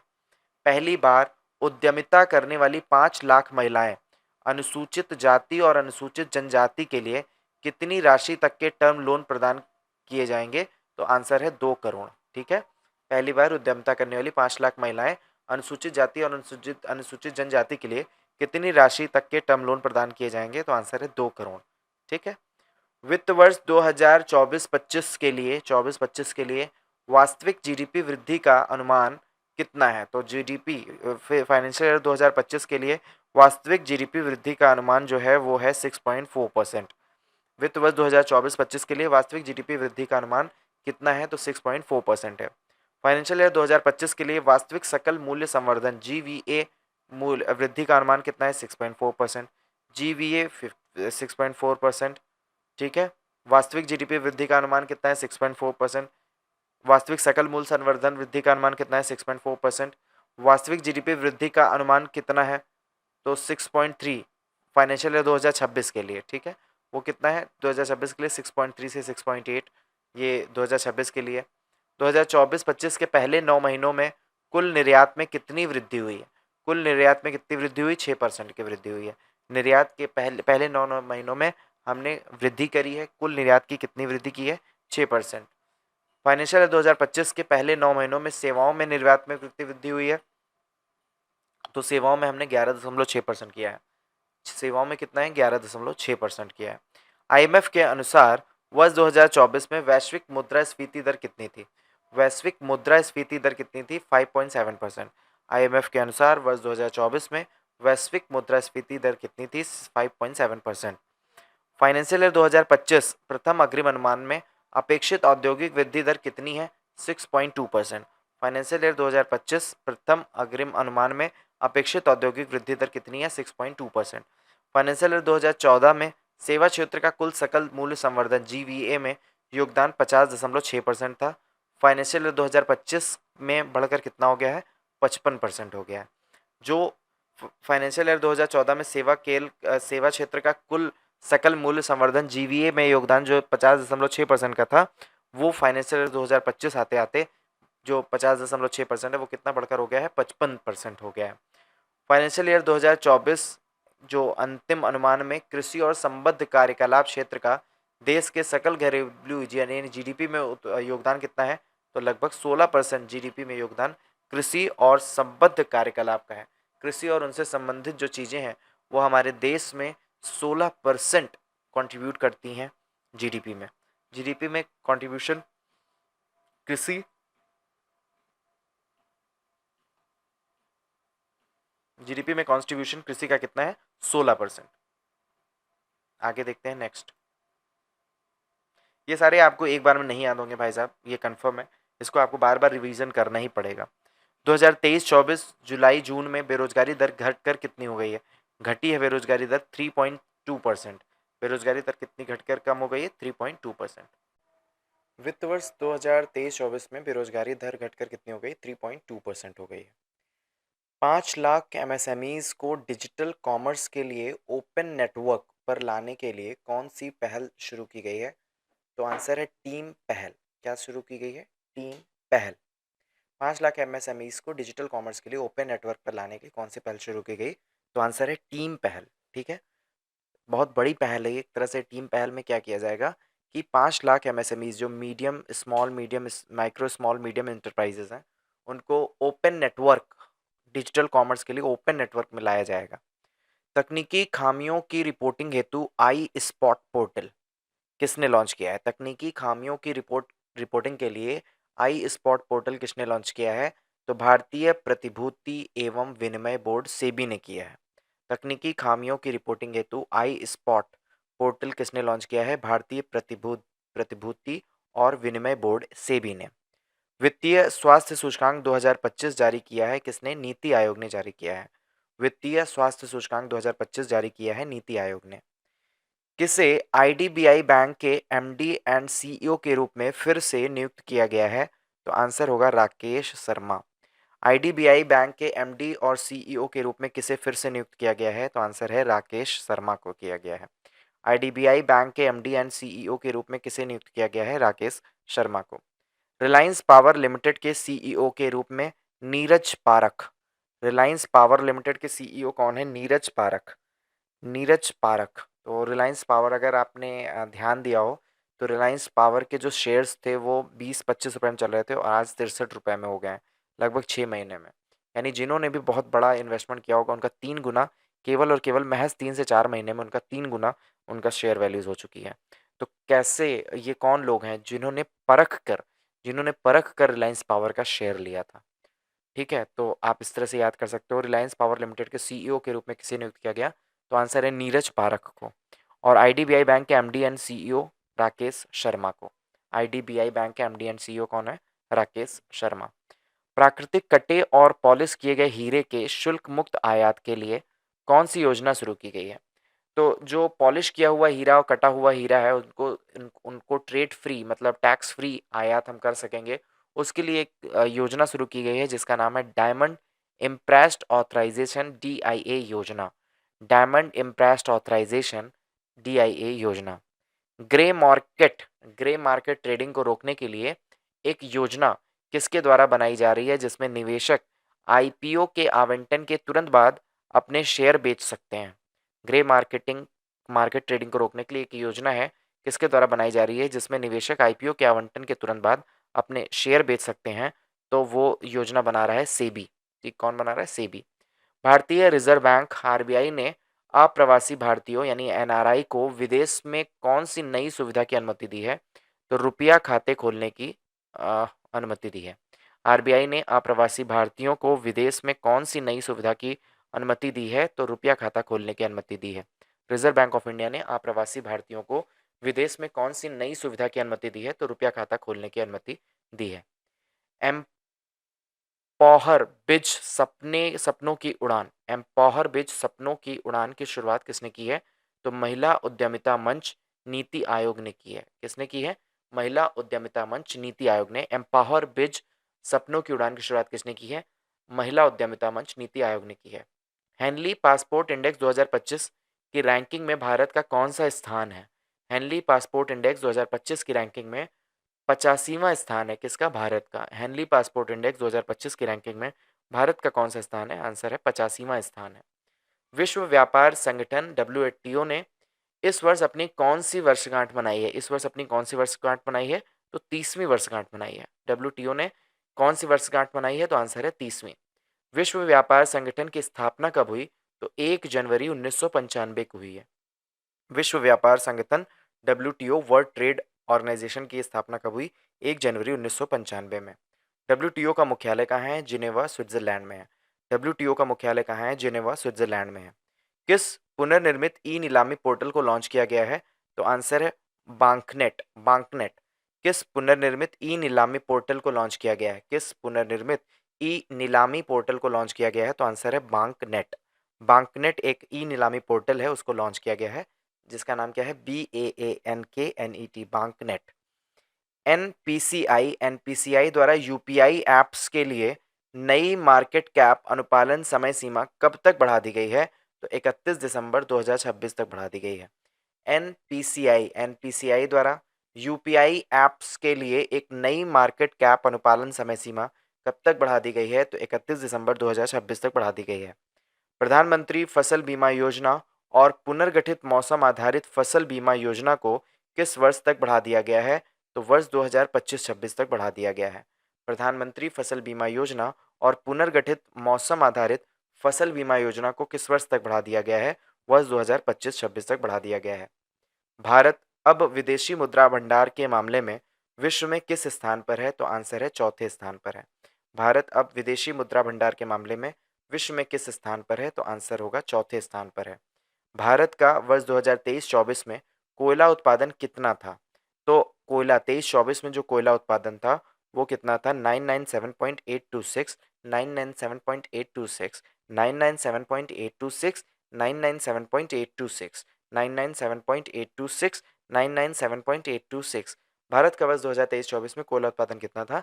9978, 997.826, 997.826। वर्ष 2024-25 की दूसरी तिमाही में भारत का चालू खाता घाटा सीएडी कितना हो गया है? दूसरी तिमाही में भारत का चालू खाता घाटा सीएडी कितना हो गया है? 11.2 बिलियन या जीडीपी का 1.2%। 11.2 बिलियन या जीडीपी का 1.2%। दूसरी तिमाही में भारत का चालू खाता घाटा कितना हो गया है? 11.2 बिलियन या जीडीपी का 1.2%। इतना हो गया है चालू खाता घाटा। नेक्स्ट देखते हैं। भारतीय रिजर्व बैंक ने किसे डीबीएस बैंक इंडिया का नया सीईओ नियुक्त करने का प्रस्ताव को मंजूरी दी है? डीबीएस बैंक इंडिया का नया सीईओ रजत वर्मा को बनाया है। भारतीय रिजर्व बैंक ने किसे डीबीएस बैंक इंडिया का नया सीईओ नियुक्त करने के प्रस्ताव को मंजूरी दी है? तो आंसर है रजत वर्मा। ब्लूमबर्ग बिलियनियर्स इंडेक्स के अनुसार 500 बिलियन डॉलर की संपत्ति तक पहुंचने वाला पहला व्यक्ति कौन बना है? तो आंसर है एलॉन मस्क। कौन है? Elon Musk. आंसर क्या है? Elon Musk. Bloomberg billionaires index के अनुसार 500 बिलियन डॉलर की संपत्ति तक पहुंचने वाला पहला व्यक्ति कौन बना है? तो आंसर है एलॉन मस्क बन गया है। 500 बिलियन डॉलर की संपत्ति तक पहुंचने वाला पहला व्यक्ति एलॉन मस्क बन गया है। विश्व बैंक ने अमरावती शहर के विकास के लिए कितनी धनराशि के ऋण को मंजूरी दी है? विश्व बैंक ने अमरावती शहर के विकास के लिए कितनी धनराशि के ऋण को मंजूरी दी है? तो 800 मिलियन डॉलर की अनुमति दी है। हाल ही में किन दो जापानी कार कंपनियों ने विलय की घोषणा की? तो दो जापानी कंपनी निसान और होंडा ने विलय की घोषणा करी है। भारत का फार्मास्यूटिकल उद्योग है वित्तीय वर्ष 2023-24 में विश्व में किस स्थान पर रहा है? किस स्थान पर है? तो फार्मास्यूटिकल उद्योग वित्तीय वर्ष 2023-24 में विश्व में किस स्थान पर है? तो आंसर है तीसरे स्थान पर है। भारतीय स्टेट बैंक का प्रबंध निदेशक किसे नियुक्त किया गया है? राम मोहन राव अमारा को नियुक्त किया गया है। भारतीय स्टेट बैंक का प्रबंध निदेशक किसे नियुक्त किया गया? तो राम मोहन राव अमारा को नियुक्त किया गया है। भारत स्मार्टफोन निर्यात में दुनिया का कौन सा देश बना है? स्मार्टफोन निर्यात में दुनिया का तीसरा देश बना है। भारत स्मार्टफोन निर्यात में दुनिया का कौन सा देश बना? तो आंसर है तीसरा। भारतीय रिजर्व बैंक ने बिना गारंटी के कृषि ऋण की सीमा 1.6 लाख रुपए से बढ़ाकर कितनी कर दी है? तो 2 लाख रुपए कर दी है। भारतीय रिजर्व बैंक ने बिना गारंटी के कृषि ऋण सीमा को 1.6 लाख रुपए से बढ़ाकर कितनी कर दी है? 2 लाख रुपए। बहुत अच्छा इनिशिएटिव है। रिजर्व बैंक अब जो कृषि ऋण जो लिया जाता था 1.6 लाख बिना गारंटी के आप ले सकते थे, अभी उसकी जो सीमा कर दी गई है वो 2 लाख रुपए कर दी गई है। महिला श्रम बल भागीदार दर आवधिक श्रम बल सर्वेक्षण 2017-18 से 2022-23 का एक अवलोकन विश्लेषण नामक वर्किंग पेपर किसने प्रकाशित किया है? तो प्रधानमंत्री की आर्थिक सलाहकार परिषद होती है, EACPM जिसको बोलते हैं, उसने इस पेपर को प्रकाशित किया है। महिला श्रम बल भागीदारी दर आवधिक श्रम बल सर्वेक्षण 2017-18 से 2022-23 एक अवलोकन विश्लेषण, ठीक है, ये एक वर्किंग पेपर बनाया गया है। किस देश ने भारत के साथ दोहरा कराधान बचाव समझौते में सर्वाधिक पसंदीदा राष्ट्र MFN के प्रबंध को हटा दिया है? तो दोहरा कराधान बचाव समझौते को सर्वाधिक पसंदीदा राष्ट्र के प्रबंध को हटा दिया गया है। तो आंसर है स्विट्जरलैंड, ठीक है, स्विट्जरलैंड को। देखो फिर से, भारत के साथ जो दोहरा कराधान बचाव समझौता था उसमें सर्वाधिक पसंदीदा शहर जो था, ठीक है, ये स्विट्जरलैंड ने सर्वाधिक पसंदीदा श्रेणी में भारत को रखा था दोहरा कराधान बचाव के समझौते पर, उसको अभी स्विट्जरलैंड ने हटा दिया है, ठीक है। भारत सरकार ने हाल ही में किस क्षेत्र के लिए उत्पादन से जुड़ी प्रोत्साहन योजना PLI लॉन्च की है? ठीक है, तो उत्पादन से जुड़ी प्रोत्साहन योजना लॉन्च की है, वो मिलेट आधारित उत्पादों के लिए है, मिलेट आधारित उत्पाद के लिए। भारतीय रिजर्व बैंक ने 26वें गवर्नर के रूप में किसे नियुक्त किया है? 26वें गवर्नर के रूप में संजय मल्होत्रा को नियुक्त किया है। भारतीय रिजर्व बैंक ने 26वें गवर्नर के रूप में किसे नियुक्त किया है? संजय मल्होत्रा को। RBI ने डिजिटल धोखाधड़ी को रोकने के लिए कौन सा मॉडल पेश किया है?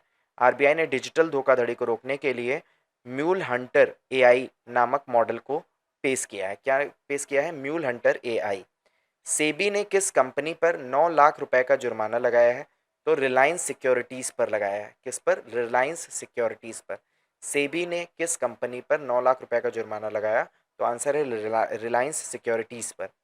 आरबीआई द्वारा यूपीआई लाइट वॉलेट की कुल सीमा बढ़ाकर कितनी कर दी गई है? तो 5,000 कर दी है। आरबीआई ने यूपीआई लाइट वॉलेट की कुल सीमा बढ़ाकर कितनी कर दी है? तो आंसर है 5,000 कर दी है। ई माप पोर्टल की घोषणा किस विभाग द्वारा की गई? उपभोक्ता मामले का विभाग भारत सरकार द्वारा की गई है। ई माप पोर्टल की घोषणा किस विभाग द्वारा की गई? उपभोक्ता मामले विभाग भारत सरकार के द्वारा की गई है। एशियाई विकास बैंक एडीबी के 11वें अध्यक्ष के रूप में किसे चुना गया है? तो मसातो कांडा को चुना गया है। किसको? मसातो कांडा को चुना गया है। एशियाई विकास बैंक एडीबी के 11वें अध्यक्ष के रूप में किसे चुना गया? मसातो कांडा को चुना गया है।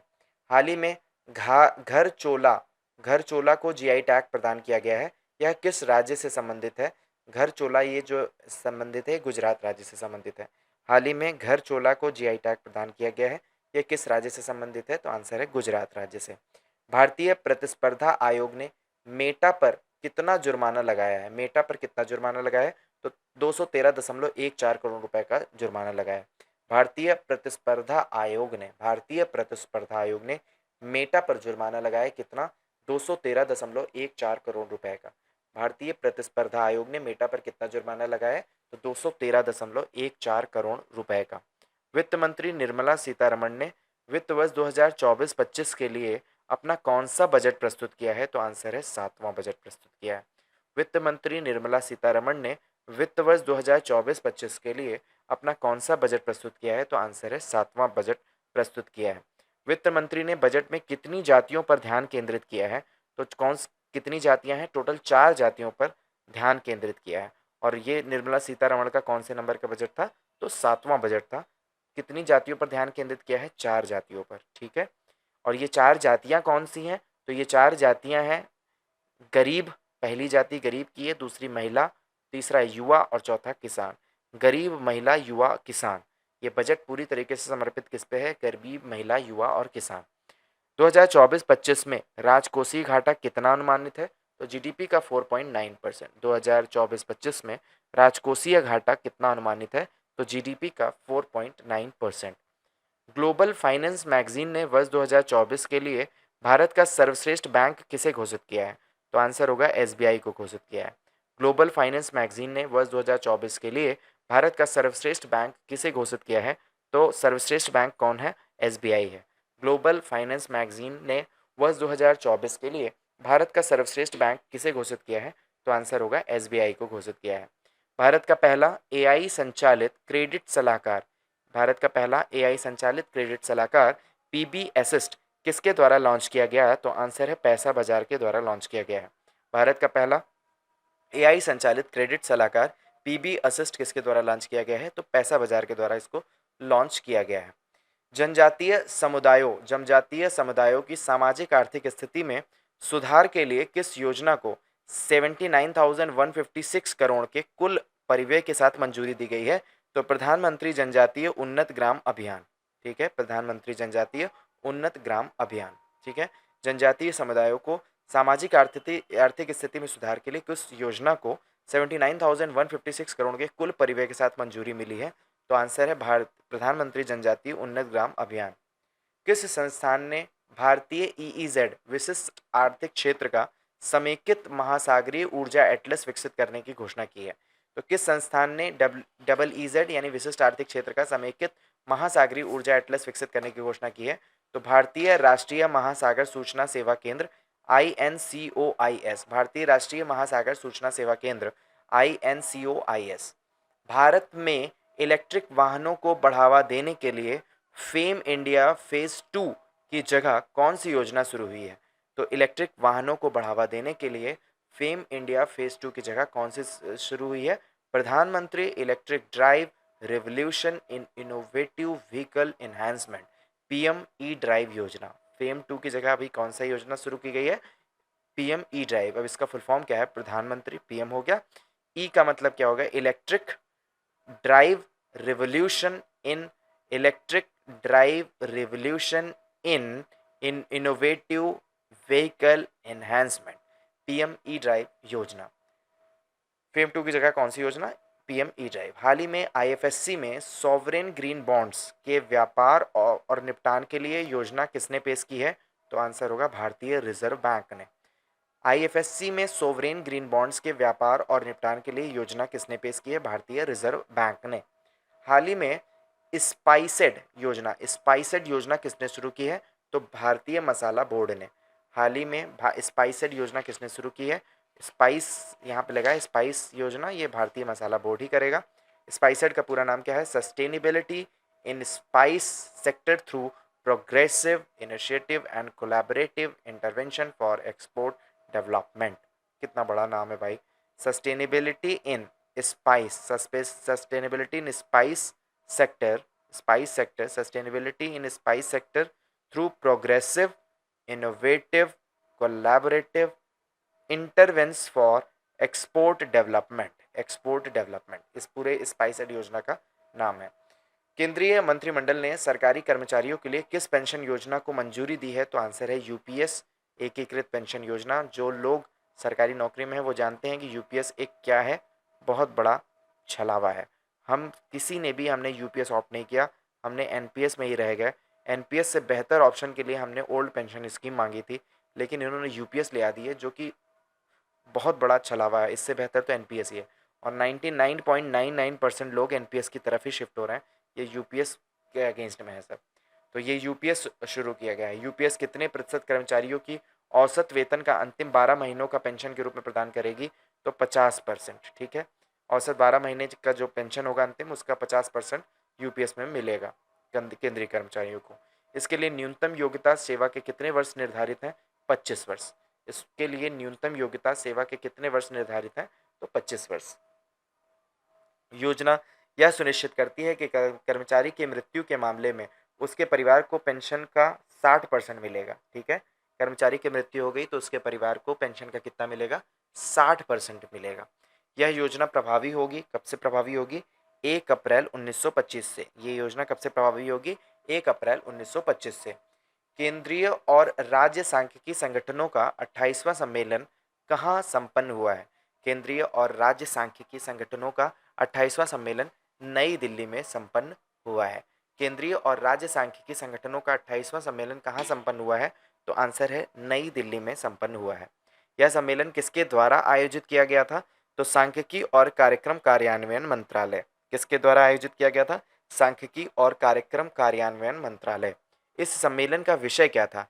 निर्णय लेने के लिए डेटा का उपयोग, राज्य सांख्यिकी प्रणालियों को सुदृढ़ करना। निर्णय लेने के लिए डेटा का उपयोग, राज्य सांख्यिकीय प्रणाली को सुदृढ़ करना। प्रधानमंत्री आवास योजना ग्रामीण पीएमएवाईजी को कब तक मंजूरी दी गई है? तो वर्ष 2024-25 से लेकर 2028-29 तक। प्रधानमंत्री आवास योजना ग्रामीण कब तक मंजूरी दी गई है? 2024-25 से लेकर 28-29 तक। 2024-25 से लेकर 28-29 तक प्रधानमंत्री आवास ग्रामीण योजना पीएमएवाईजी को कब तक मंजूरी दी गई है? वर्ष 2024-25 से लेकर 2028-29 तक। नेक्स्ट क्वेश्चन पढ़ते हैं।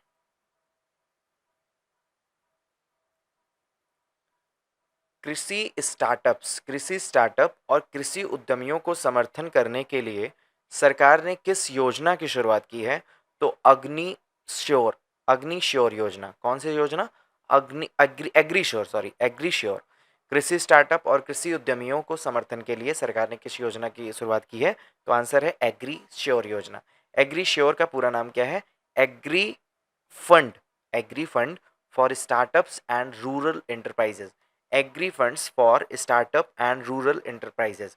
Startup agri funds for startup, SU से स्टार्टअप हो गया, and rural enterprises RE. Agri fund for startup and rural enterprises. Bharat का सबसे बड़ा ट्रांसशिपमेंट पोर्ट कौन सा है? भारत का सबसे बड़ा ट्रांसशिपमेंट पोर्ट कौन सा है? तो वो है विंजिगम एयर अंतर्राष्ट्रीय पोर्ट। ये विंजिगम अंतर्राष्ट्रीय पोर्ट कहाँ पर है?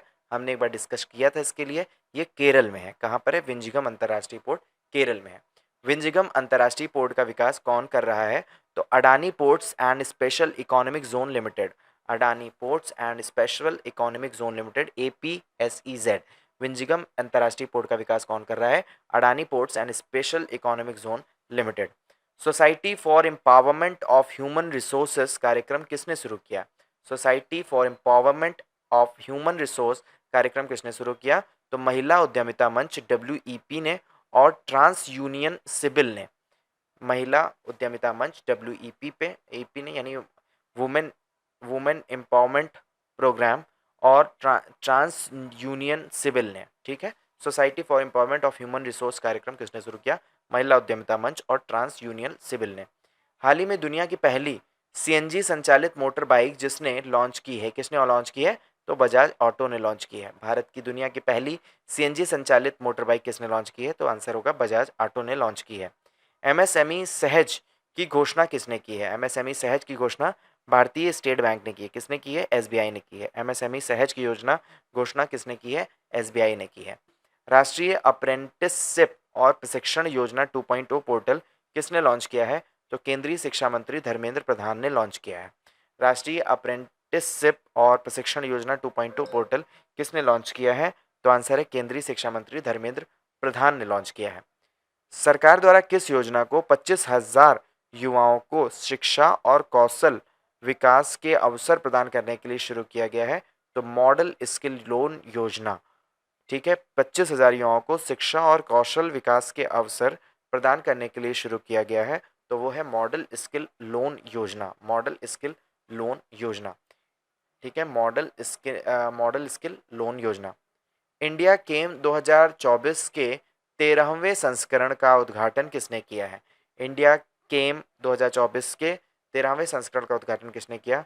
केंद्रीय रसायन और उर्वरक मंत्री जगत प्रसाद प्रकाश नड्डा ने। किसने? केंद्रीय रसायन और उर्वरक मंत्री जगत प्रकाश नड्डा ने। इंडिया गेम 2024 का विषय क्या था? तो एडवांटेज भारत, भारतीय रसायन और पेट्रोकेमिकल्स द्वारा भविष्य का निर्माण। इंडिया गेम 2024 का विषय क्या था? एडवांटेज भारत, भारतीय रसायन और पेट्रोकेमिकल्स द्वारा भविष्य का निर्माण। वन साइंटिस्ट वन प्रोडक्ट कार्यक्रम किस संस्था ने लॉन्च किया? तो भारतीय कृषि अनुसंधान परिषद ICAR के द्वारा लॉन्च किया गया है। वन साइंटिस्ट वन प्रोडक्ट कार्यक्रम किस संस्था ने लॉन्च किया? भारतीय कृषि अनुसंधान परिषद ICAR ने लॉन्च किया है। भारतीय खाद्य संरक्षण और मानक प्राधिकरण FSSAI ने किसके साथ मिलकर यूनिफाइड इंडिया ऑर्गेनिक लोगो विकसित किया है? यूनिफाइड इंडिया ऑर्गेनिक लोगो विकसित किया है, तो किसके साथ? भारतीय खाद्य सुरक्षा और मानक प्राधिकरण यानी FSSAI ने किसके साथ मिलकर ये लोगो विकसित किया है? Unified India organic. तो वो है कृषि और प्रसंस्कृत खाद्य उत्पाद निर्यात विकास प्राधिकरण। कृषि और प्रसंस्कृत खाद्य उत्पाद निर्यात विकास प्राधिकरण के साथ मिलकर ये विकसित किया है। कृषि और प्रसंस्कृत खाद्य उत्पाद निर्यात विकास प्राधिकरण के साथ मिलकर ये लोगो विकसित किया है। सुरक्षा का पूरा नाम क्या है? सुरक्षा का पूरा नाम क्या है? System for unified resource allocation knowledge and secure horticulture assistance. System for unified resource allocation knowledge और सिक्योर हॉर्टिकल्चर असिस्टेंस। सुरक्षा का पूरा नाम क्या है? System for unified resource allocation knowledge and secure horticulture assistance. केंद्रीय मंत्रिमंडल ने आगामी विपणन सीजन 2024-25-26 के लिए किन फसलों के लिए न्यूनतम समर्थन मूल्य को मंजूरी दी है? तो आंसर है रबी फसलों के लिए न्यूनतम समर्थन मूल्य की मंजूरी दी है। यानी MSP लागू हो रहा है किसके लिए? रबी फसल। और ये रबी फसल कौन सी होती है? तो जो ठंडियों में बोई जाती है उसको रबी फसलें कहते हैं। वो कौन सी है? गेहूं हो गया, गेहूं एक रबी फसल है। ठीक है, ज्वार हो गया, वो एक रबी फसल है। तो इस तरह की रबी फसलों के लिए न्यूनतम समर्थन मूल्य को मंजूरी दी है। गेहूं के MSP में कितने रुपए प्रति कुंटल को बढ़ोतरी की गई है? गेहूं के MSP में कितने रुपए प्रति कुंटल को बढ़ोतरी की गई है? तो MSP जो बनाई गई गेहूं के लिए वो 150 रुपए से बढ़ा दी गई है। ठीक है, अभी जो नवीनतम कीमत कितनी हो गई है? तो 24-25। आप इतना याद रखो, गेहूं की नवीनतम MSP कितनी हो गई है? 24-25, 2425 रुपए प्रति कुंटल। ये याद रखना है, ये आप स्टार बना लो, ये बहुत इंपॉर्टेंट है, बनेगा। गेहूं की नवीनतम कीमत कितने रुपए बढ़कर हो गई? 2425। तो 150 रुपये बढ़ाकर 24-25 कर दी गई है। रेप सीड और सरसों के लिए प्रति कुंटल कितने रुपए की बढ़ोतरी की गई है?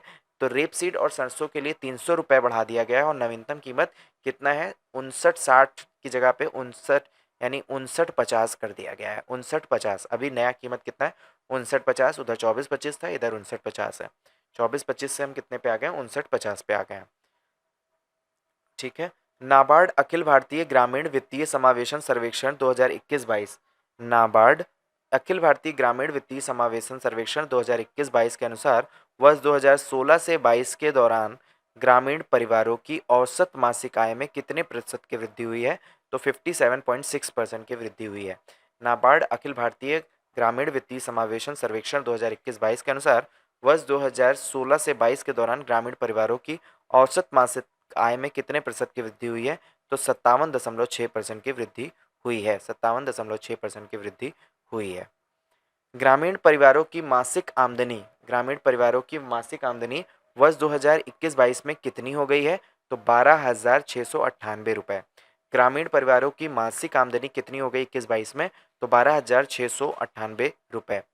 2023 में वैश्विक कृषि निर्यात में भारत ने कौन सा स्थान बरकरार रखा है? तो 2023 में वैश्विक कृषि निर्यात की बात हो रही है, उसमें भारत ने कौन सा स्थान बरकरार रखा है? 8वां स्थान बरकरार रखा है। वर्ष 2023 में वैश्विक कृषि निर्यात में भारत ने कौन सा स्थान बरकरार रखा? तो वैश्विक कृषि निर्यात में 8वां स्थान हमने बरकरार रखा है। कौन सा स्थान है? 8वां स्थान। 8 का मतलब होता है ठाठ, यानी कृषि में हमारी ठाठ है, एक तरह से 8वां स्थान हमारा वैश्विक कृषि निर्यात में भारत का 8वां स्थान है। भारत का कृषि निर्यात 2022 में $55 से घटकर 2023 में कितना हो गया है? तो ये कृषि निर्यात मेरी घट गई, और घटकर कितनी हो गई? $51 बिलियन हो गई है। ठीक है, $51 बिलियन, क्योंकि हम ज़्यादा खाने लगे हैं ना, तो निर्यात हमारी कम हो गई। तो कृषि निर्यात वर्ष 2022 से $55 से घटकर कितने घटकर वर्ष 2023 में कितनी हो गई? $51 बिलियन। खाने से मेरा रिलेटेड आपको ये याद रहे कि हमारी कृषि निर्यात में कमी आई है, तो आपको याद रखना है। और कौन सा स्थान हमारा बरकरार रहा है? 8वां। ठीक है, स्थान हमारा 8वां है, लेकिन निर्यात हमारा घटा है। तो अच्छा, अगर निर्यात घटा तो क्या हमारा स्थान नीचे गिरना चाहिए? इसका मतलब आप देखो, वैश्विक रूप से सभी जगह पे निर्यात घटा होगा, तभी हम 8वें पे लगातार बने रह गए हैं। ठीक है, तो ये आपको याद रखना है। $51 बिलियन घटकर 2023 में हो गई है। 32वां अंतर्राष्ट्रीय कृषि अर्थशास्त्री सम्मेलन ICAI का उद्घाटन किसने किया? तो कृषि अर्थशास्त्री सम्मेलन जो अंतर्राष्ट्रीय रूप से है, उसको किसने उद्घाटन किया है? उद्घाटन करने का काम जो कार्यकारी प्रमुख है वो कौन है? हमारे प्राइम मिनिस्टर हैं। तो प्राइम मिनिस्टर नरेंद्र मोदी ने इसका कृषि अर्थशास्त्री सम्मेलन का उद्घाटन किया है। और इस सम्मेलन का विषय क्या था? विषय क्या था? तो सतत कृषि खाद्य प्रणालियों की ओर रूपांतरण। क्या है विषय इसका? सतत कृषि खाद्य प्रणालियों की ओर रूपांतरण। सतत कृषि खाद्य प्रणालियों की ओर रूपांतरण। भारतीय बहुवस्तु विनिमय MCX के CEO और MD के रूप में किसने कार्यभार संभाला है? तो प्रवीणा राय ने कार्यभार संभाला है। भारतीय बहुवस्तु विनिमय के CEO और MD के रूप में किसने कार्यभार संभाला है? तो आंसर है प्रवीणा राय ने कार्यभार संभाला है। भारत सरकार ने हाल ही में सार्वजनिक क्षेत्र के कुछ उद्यम को महारत्न का दर्जा दिया है? तो हिंदुस्तान एरोनॉटिक्स लिमिटेड। भारत सरकार ने हाल ही में सार्वजनिक क्षेत्र के किस उद्यम को महारत्न का दर्जा दिया है? तो महारत्न का दर्जा देने वाला जो उद्यम है वो कौन है? HAL है, हिंदुस्तान एरोनॉटिक्स लिमिटेड। ठीक है, हिंदुस्तान एरोनॉटिक्स लिमिटेड। भारत सरकार ने हाल ही में सार्वजनिक क्षेत्र के किस उद्यम को महारत्न का दर्जा दिया है? तो हिंदुस्तान एरोनॉटिक्स लिमिटेड। महारत्न का दर्जा प्राप्त पाने वाले सार्वजनिक क्षेत्र के उद्यमों यानी CPSE की संख्या अब कितनी हो गई है? तो महारत्न का जो दर्जा पाने वाले कितने हो गए हैं सार्वजनिक क्षेत्र के उद्यम? वो हो गए हैं 14। महारत्न का दर्जा पाने वाले सार्वजनिक क्षेत्र के उपक्रम कितने हो गए हैं? 14। 14 महारत्न हो गया है। ठीक है, महारत्न कितना हो गया है? 14 हो गया है। महारत्न का दर्जा पाने वाले सार्वजनिक क्षेत्र के उद्यम कौन से हैं? 14 हैं। अभी आपने इसी वीडियो में हमने नवरत्न के बारे में कुछ पढ़ा था, और हमने ये पढ़ा था कि नवरत्न में 2 कंपनियां, 2 पब्लिक सेक्टर यूनिट शामिल हुई, और वो कौन कौन सी हैं वो मैं आपको बता देता हूँ। लेकिन एक क्वेश्चन मैं इसी से आपसे पूछता हूँ कि अगर आपने ध्यान से पढ़ा होगा तो कमेंट में आप जरूर बताएंगे। नवरत्न में 2 कंपनियां IRCTC शामिल हुई, IRCTC एंड IRFC शामिल हुई है। अच्छा, ये दोनों नए रूप से अभी शामिल हुए नवरत्न में। इन दोनों के बाद अभी हमारे भारत में जो नवरत्न कंपनियां हैं उनकी संख्या मुझे बता दीजिए। अब मैं आपसे देखता हूँ कि कितने लोगों ने इसको ध्यान से सुना होगा, और अगर ध्यान से सुना है तो इसको आप कमेंट करके बताएंगे। फिलहाल के लिए आप इतना याद रख लो कि महारत्न में कितनी कंपनियां हो गई? 14। और नवरत्न का आपको आंसर देना है। मैंने आपको 2-3 बार बड़े ट्रिक से भी बताने की कोशिश की थी।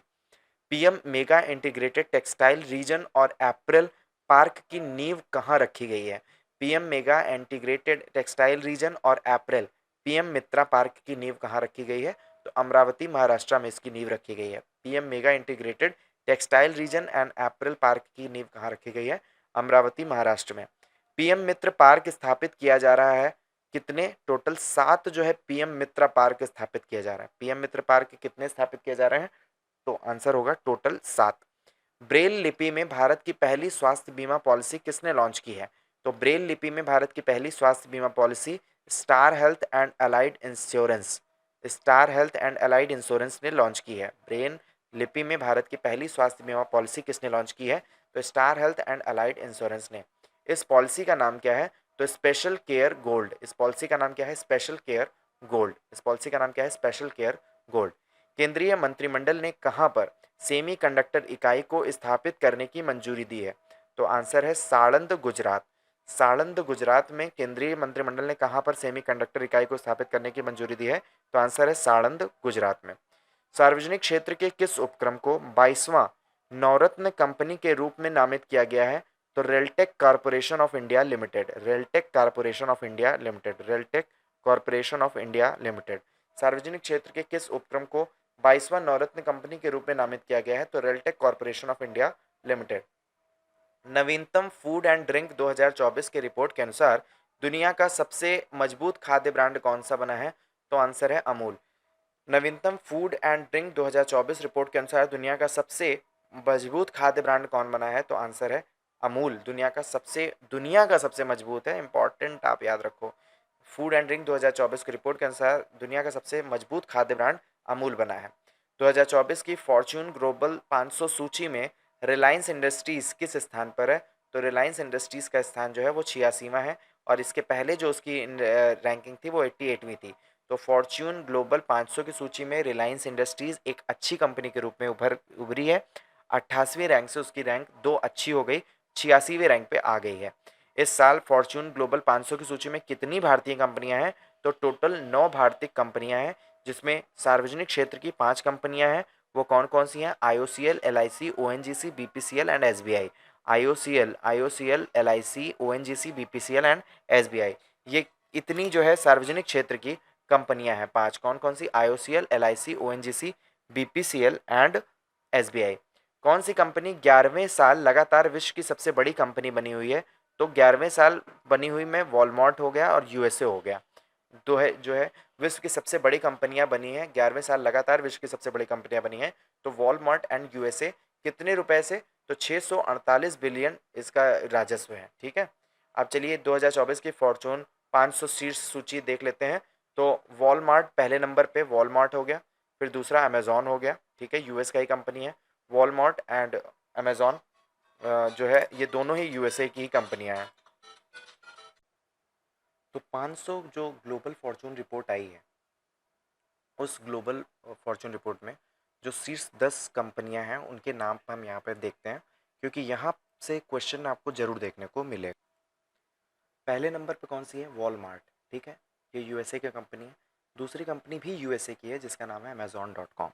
ठीक है, वॉलमार्ट एंड अमेजॉन दोनों ही यूएस की हैं।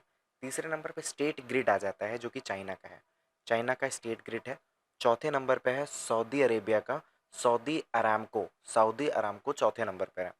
फिर उसके बाद है सिनोपैक चाइना का, 5वें नंबर पे चाइना सिनोपैक। छठे नंबर पे भी China, China National Petroleum China. 7वें नंबर पे वापस यूएस आता है। ठीक है, एप्पल कंपनी। और 8वें नंबर पे है यूनाइटेड हेल्थ ग्रुप, यूएस का ही है। और फिर 9वें नंबर पे है बर्कशेरी हैथवे, ये भी यूएस का है। और सीवीएस हेल्थ, ये भी यूएस का है। तो अगर आप देखो टॉप 10 में कितने यूएस के हैं? 1, 2, 3, 4, 5, 6। यानी यूएस के अगर हम बात करें तो यूएस के 6 हैं। चाइना की अगर बात करें तो 1, 2, 3, 3 चाइना के हैं। चाइना चाइना के कितने हैं? 3 हैं। और फिर उसके बाद सऊदी अरेबिया का कितना है? 1 है। तो यहाँ पर भी टॉप 10 में सबसे ज़्यादा, अगर फॉर्चून ग्लोबल 500 की जो लिस्ट देखें तो उसमें टॉप 10 में यूएस की कंपनी सबसे ज़्यादा है। और बाय द वे मैं आपको जैसा कि मैंने आपको पहले बताया था कि यूएस की कंपनीज सबसे ज़्यादा जो रिच हैं, सबसे ज़्यादा बिलियनियर्स कहाँ पर हैं? वो यूनाइटेड स्टेट्स ऑफ अमेरिका के ही हैं। नेक्स्ट क्वेश्चन को देखते हैं। हाल ही में सरकार ने किस क्षेत्र में स्वचालित मार्ग से 100% प्रत्यक्ष विदेशी निवेश की अनुमति दी है? तो वो है विमान के रख-रखाव के हिस्से में, मरम्मत करने में एंड ओवरहॉल, ठीक है? तो इस क्षेत्र में यानी विमान के रख-रखाव में, मरम्मत में और ओवरहॉल में 100% प्रत्यक्ष विदेशी निवेश की जो अनुमति है वो दी जा चुकी है। एयरबस के साथ एरोस्पेस शिक्षा और अनुसंधान के लिए समझौता किसने किया है? एयरबस, आपको पता है 2 तरीके के फ्लाइट्स हम आसमान में उड़ते हुए देखते हैं। एक कंपनी बनाती है बोइंग, बोइंग कंपनी, जो कि अभी अहमदाबाद विमान हादसा हुआ है, वो जो प्लेन बनाने वाली कंपनी थी, वो बोइंग थी। और जो आप इंडिगो देखते हो, इंडिगो, इंडिगो को उड़ाने वाली जो कंपनी है, वो कौन-सी कंपनी है? उसका नाम है एयरबस, ठीक है? तो मैं आपको एक एडिशनल इन्फॉर्मेशन दे देता हूँ कि पूरी दुनिया में जितने भी हादसे होते हैं एरोप्लेन से होने वाले, वो मैक्सिमम बोइंग कंपनी द्वारा बनाए हुए एरोप्लेन में ही आती है दिक्कत। और ये अहमदाबाद वाला जो केस आया, इसके बाद से बोइंग पर बहुत सारे एलिगेशंस जो पहले लग रहे थे, जिसको जो एरोप्लेन को चेक करने वाली जो एजेंसी है, जिसको इग्नोर कर रही थी, अभी उसने इस पे ध्यान देना शुरू कर दिया है। वहीं एयरबस, इंडिगो जैसी जो कंपनियां हैं एयरबस का यूज़ करती हैं। एयरबस बहुत सेफ है इन कंपैरिजन टू बोइंग। तो यहाँ पे क्वेश्चन था, एयरबस के साथ एरोस्पेस शिक्षा और अनुसंधान के लिए समझौता किसने किया है? तो वो कम समझौता एक वडोदरा की कंपनी है जिसका नाम है गति शक्ति विश्वविद्यालय। इसने गति शक्ति विश्वविद्यालय जो है, जो कि बड़ोदरा में स्थित है, इसने क्या किया है, एयरबस के साथ एरोस्पेस शिक्षा और अनुसंधान के लिए समझौता किया है। ये जो गति शक्ति विश्वविद्यालय है, जीएसवी, ये वडोदरा में है और इसकी स्थापना संसद के एक अधिनियम के द्वारा हुई थी। कब हुई थी? तो वर्ष 2022 में। ये क्वेश्चन लिख के ले लो, ये बहुत इंपॉर्टेंट है और इसको मैं डबल स्टार देता हूँ कि ये 2022 की एक संस्था है जिसने एयरबस के साथ समझौता भी किया है और ये इंपॉर्टेंट है, ये संसद के अधिनियम के द्वारा इसको स्थापित किया गया था। इसके कुलपति कौन है? तो कुलपति है हमारे रेल मंत्री कौन है? अश्विनी वैष्णव। अश्विनी वैष्णव क्या है? रेल मंत्री हैं इसके कुलपति। भारतीय स्टेट बैंक एसबीआई के अध्यक्ष के रूप में किसे नियुक्त किया है? तो एसबीआई के अध्यक्ष कौन है? चल्ला श्रीनिवासुलु सेट्टी। सेट्टी हूं मैं, सेट्टी। यानी स्टेट बैंक के जो अध्यक्ष हैं वो कौन है? सेट्टी जी हैं। सेट्टी साहब यानी सुनील सेट्टी। सुनील सेट्टी को कनेक्ट करते हुए आप स्टेट बैंक एसबीआई के कौन है? चल्ला श्रीनिवासुलु सेट्टी। चल्ला यानी एसबीआई के अध्यक्ष के रूप में कौन है? चल्ला श्रीनिवासुलु सेट्टी। अब यार ऐसे तो याद नहीं रहेगा, तो मुझे चल्ला में कुछ दिमाग लग रहा है मेरा। देखो, चल्ला चल्ला ये माई, देखो यहाँ पे क्या हो सकता है कि जो नोट होती है ना, नोट नोट नोट जब कहीं पे भी नहीं चलती है तो हम उसको कहाँ ले जाते हैं? एसबीआई के पास ही ले जाते हैं। और आपको बता दूं, फटे हुए नोट भी अगर आप एसबीआई के पास ले जाएंगे तो उसका एक प्रोसीजर, एक फॉर्म आता है फटे हुए नोट जमा करने का, उसको आप जमा करके आप फटे हुए नोट को एसबीआई में चला सकते हैं। तो चला सकते हैं नोटों को, तो यहाँ पर नाम भी है एसबीआई का अध्यक्ष कौन है? चल्ला श्रीनिवासुलु सेट्टी। Got it? तो छोटे छोटे पॉइंट्स इस तरह से आपको याद कराने के लिए होते हैं। आरबीआई ने डिजिटल भुगतान इंटेलिजेंस प्लेटफॉर्म के लिए एक डिजिटल सार्वजनिक अवसंरचना स्थापित करने के पहलुओं की जांच करने के लिए किस समिति का गठन किया है? तो आरबीआई ने डिजिटल भुगतान इंटेलिजेंस प्लेटफॉर्म के लिए एक डिजिटल सार्वजनिक अवसंरचना स्थापित करने के पहलुओं की जांच के लिए किस समिति का गठन किया है? तो श्री एपी होता समिति, श्री एपी होता समिति का गठन किया गया है, ताकि हम डिजिटल भुगतान इंटेलिजेंस जो है उसके प्लेटफॉर्म के लिए एक डिजिटल सार्वजनिक अवसंरचना स्थापित करके एक इन सारे पहलुओं की जांच कर सकें। तो इसलिए एक समिति का गठन हुआ जिसका नाम क्या है? श्री एपी होता कमेटी। एनपीसीआई यानी नेशनल पेमेंट लिमिटेड, एनआईपीपीएल, ने किसके साथ यूपीआई जैसी रियल टाइम पेमेंट प्रणाली को अपनाने के लिए साझेदारी की है? तो पेरू का सेंट्रल रिजर्व बैंक। जो हमारा जो यूपीआई सिस्टम है, ये वाकई में काबिल तारीफ है, क्योंकि हमारा यूपीआई रियल टाइम पे बहुत तेज़ी से डेवलप कर चुका है और पूरे विश्व में ये विख्यात हो चुका है। और बहुत सारे जो दूसरे कंट्री हैं वहाँ पर भी हमारा यूपीआई काम कर रहा है। तो ऐसी स्थिति में बड़ी खबर ये है कि जो पेरू का सेंट्रल रिजर्व बैंक है ना, उसने भी यूपीआई के साथ साझेदारी कर ली है। किसने साझेदारी की है? पेरू के सेंट्रल रिजर्व बैंक में। अब ये पेरू कहाँ आता है? आपके सामने मैप अगर आप पढ़ने वाले हैं तो डेफिनेटली वर्ल्ड मैप होगा। आप देखिए, आप साउथ अमेरिका के साइड में जब जाएंगे तो आप पाएंगे वहाँ पर एक देश है जिसका नाम क्या है? पेरू। ठीक है, पेरू का सेंट्रल रिजर्व बैंक ने यूपीआई जैसे रियल टाइम के साथ साझेदारी कर ली है। एनआईपीएल किसकी पूर्ण स्वामित्व वाली सहायक कंपनी है? तो एनआईपीएल जो है वो भारतीय राष्ट्रीय भुगतान निगम एनपीसीआई की एक सहायक कंपनी है। एनआईपीएल क्या है? भारतीय राष्ट्रीय भुगतान निगम एनपीसीआई की एक सहायक कंपनी है। एनपीसीआई यानी इंटरनेशनल पेमेंट लिमिटेड एनआईपीएल की स्थापना कब हुई थी? तो 3 अप्रैल 2020 को हुई थी। कब हुई थी? 3 अप्रैल 2020। Adani Ports and Special Economic Zone APSEZ APSEZ ने 30 साल तक किस बंदरगाह के टर्मिनल के संचालन के लिए समझौता किया है? तो आपको पता है अडानी क्या कर रहे हैं, इस समय पोर्ट्स के गेम में उतर आए हैं। उन्होंने लगभग सारा रिटेल मार्केट पकड़ चुके थे, उस पर कैप्चर किया। जो आपको पता है कि जो फॉर्चून रिफाइंड ऑयल है वो कौन बनाता है? अडानी कंपनी बनाती है। वहाँ से उन्होंने शुरुआत किया और आज वो डेट ऐसा है कि वो दुनिया की जितनी भी बंदरगाह हैं उसका वो कॉन्ट्रैक्ट ले रहे हैं। तो फिलहाल 30 साल तक किस बंदरगाह के टर्मिनल के संचालन के लिए समझौता किया है? तो आंसर है तंजानिया के दारे सलाम पोर्ट। तंजानिया जो देश है, तंजानिया देश का दारे सलाम पोर्ट का संचालन के लिए 30 साल का उन्होंने टर्म एग्रीमेंट किया है। किसने किया है? अडानी पोर्ट ने। कहाँ पे किया है?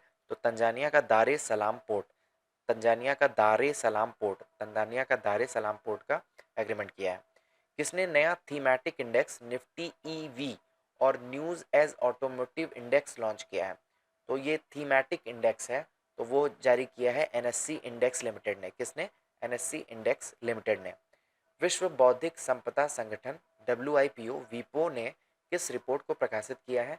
तो वर्ल्ड इंटेलेक्चुअल प्रॉपर्टी इंडिकेटर्स डब्ल्यूआईपीआई 2024 को इसने प्रकाशित किया है। विश्व बौद्धिक संपदा संगठन डब्ल्यूआईपीओ ने किस रिपोर्ट को प्रकाशित किया है? तो वो world intellectual property index report को प्रकाशित किया है। किस योजना के अंतर्गत मॉडल सौर गांव के कार्यान्वयन के लिए दिशा निर्देश जारी किए हैं? तो किस योजना के अंदर मॉडल सौर गांव बनाया जाएगा? तो पीएम सूर्य घर मुफ्त बिजली योजना। पीएम सूर्य घर मुफ्त बिजली योजना के तहत अ, मॉडल सौर गांव के कार्यान्वयन के लिए निर्देश जारी किए गए हैं। इस योजना के घटक के कुल वित्तीय परिव्यय कितना आवंटित किया गया है इस योजना के लिए? तो 800 करोड़ इस योजना के लिए पारित किया गया है। प्रत्येक चयनित मॉडल सौर गांव के लिए कुल राशि कितनी दी जाएगी? तो 1 करोड़ रुपया। देखो गांव उसमें ढूंढे जाएंगे, हर जो चयनित किया हुआ गांव है उसको 1 करोड़ रुपया दिया जाएगा, ताकि वहां पर पीएम सूर्य घर के माध्यम से मुफ्त बिजली वहां पर बनाई जा सके। इसमें सोलर सिस्टम का यूज़ होता है और इसके इस चीज़ के आंकड़ों को इकट्ठे करने के लिए डिपार्टमेंट ऑफ पोस्ट से इसका कनेक्शन किया गया था।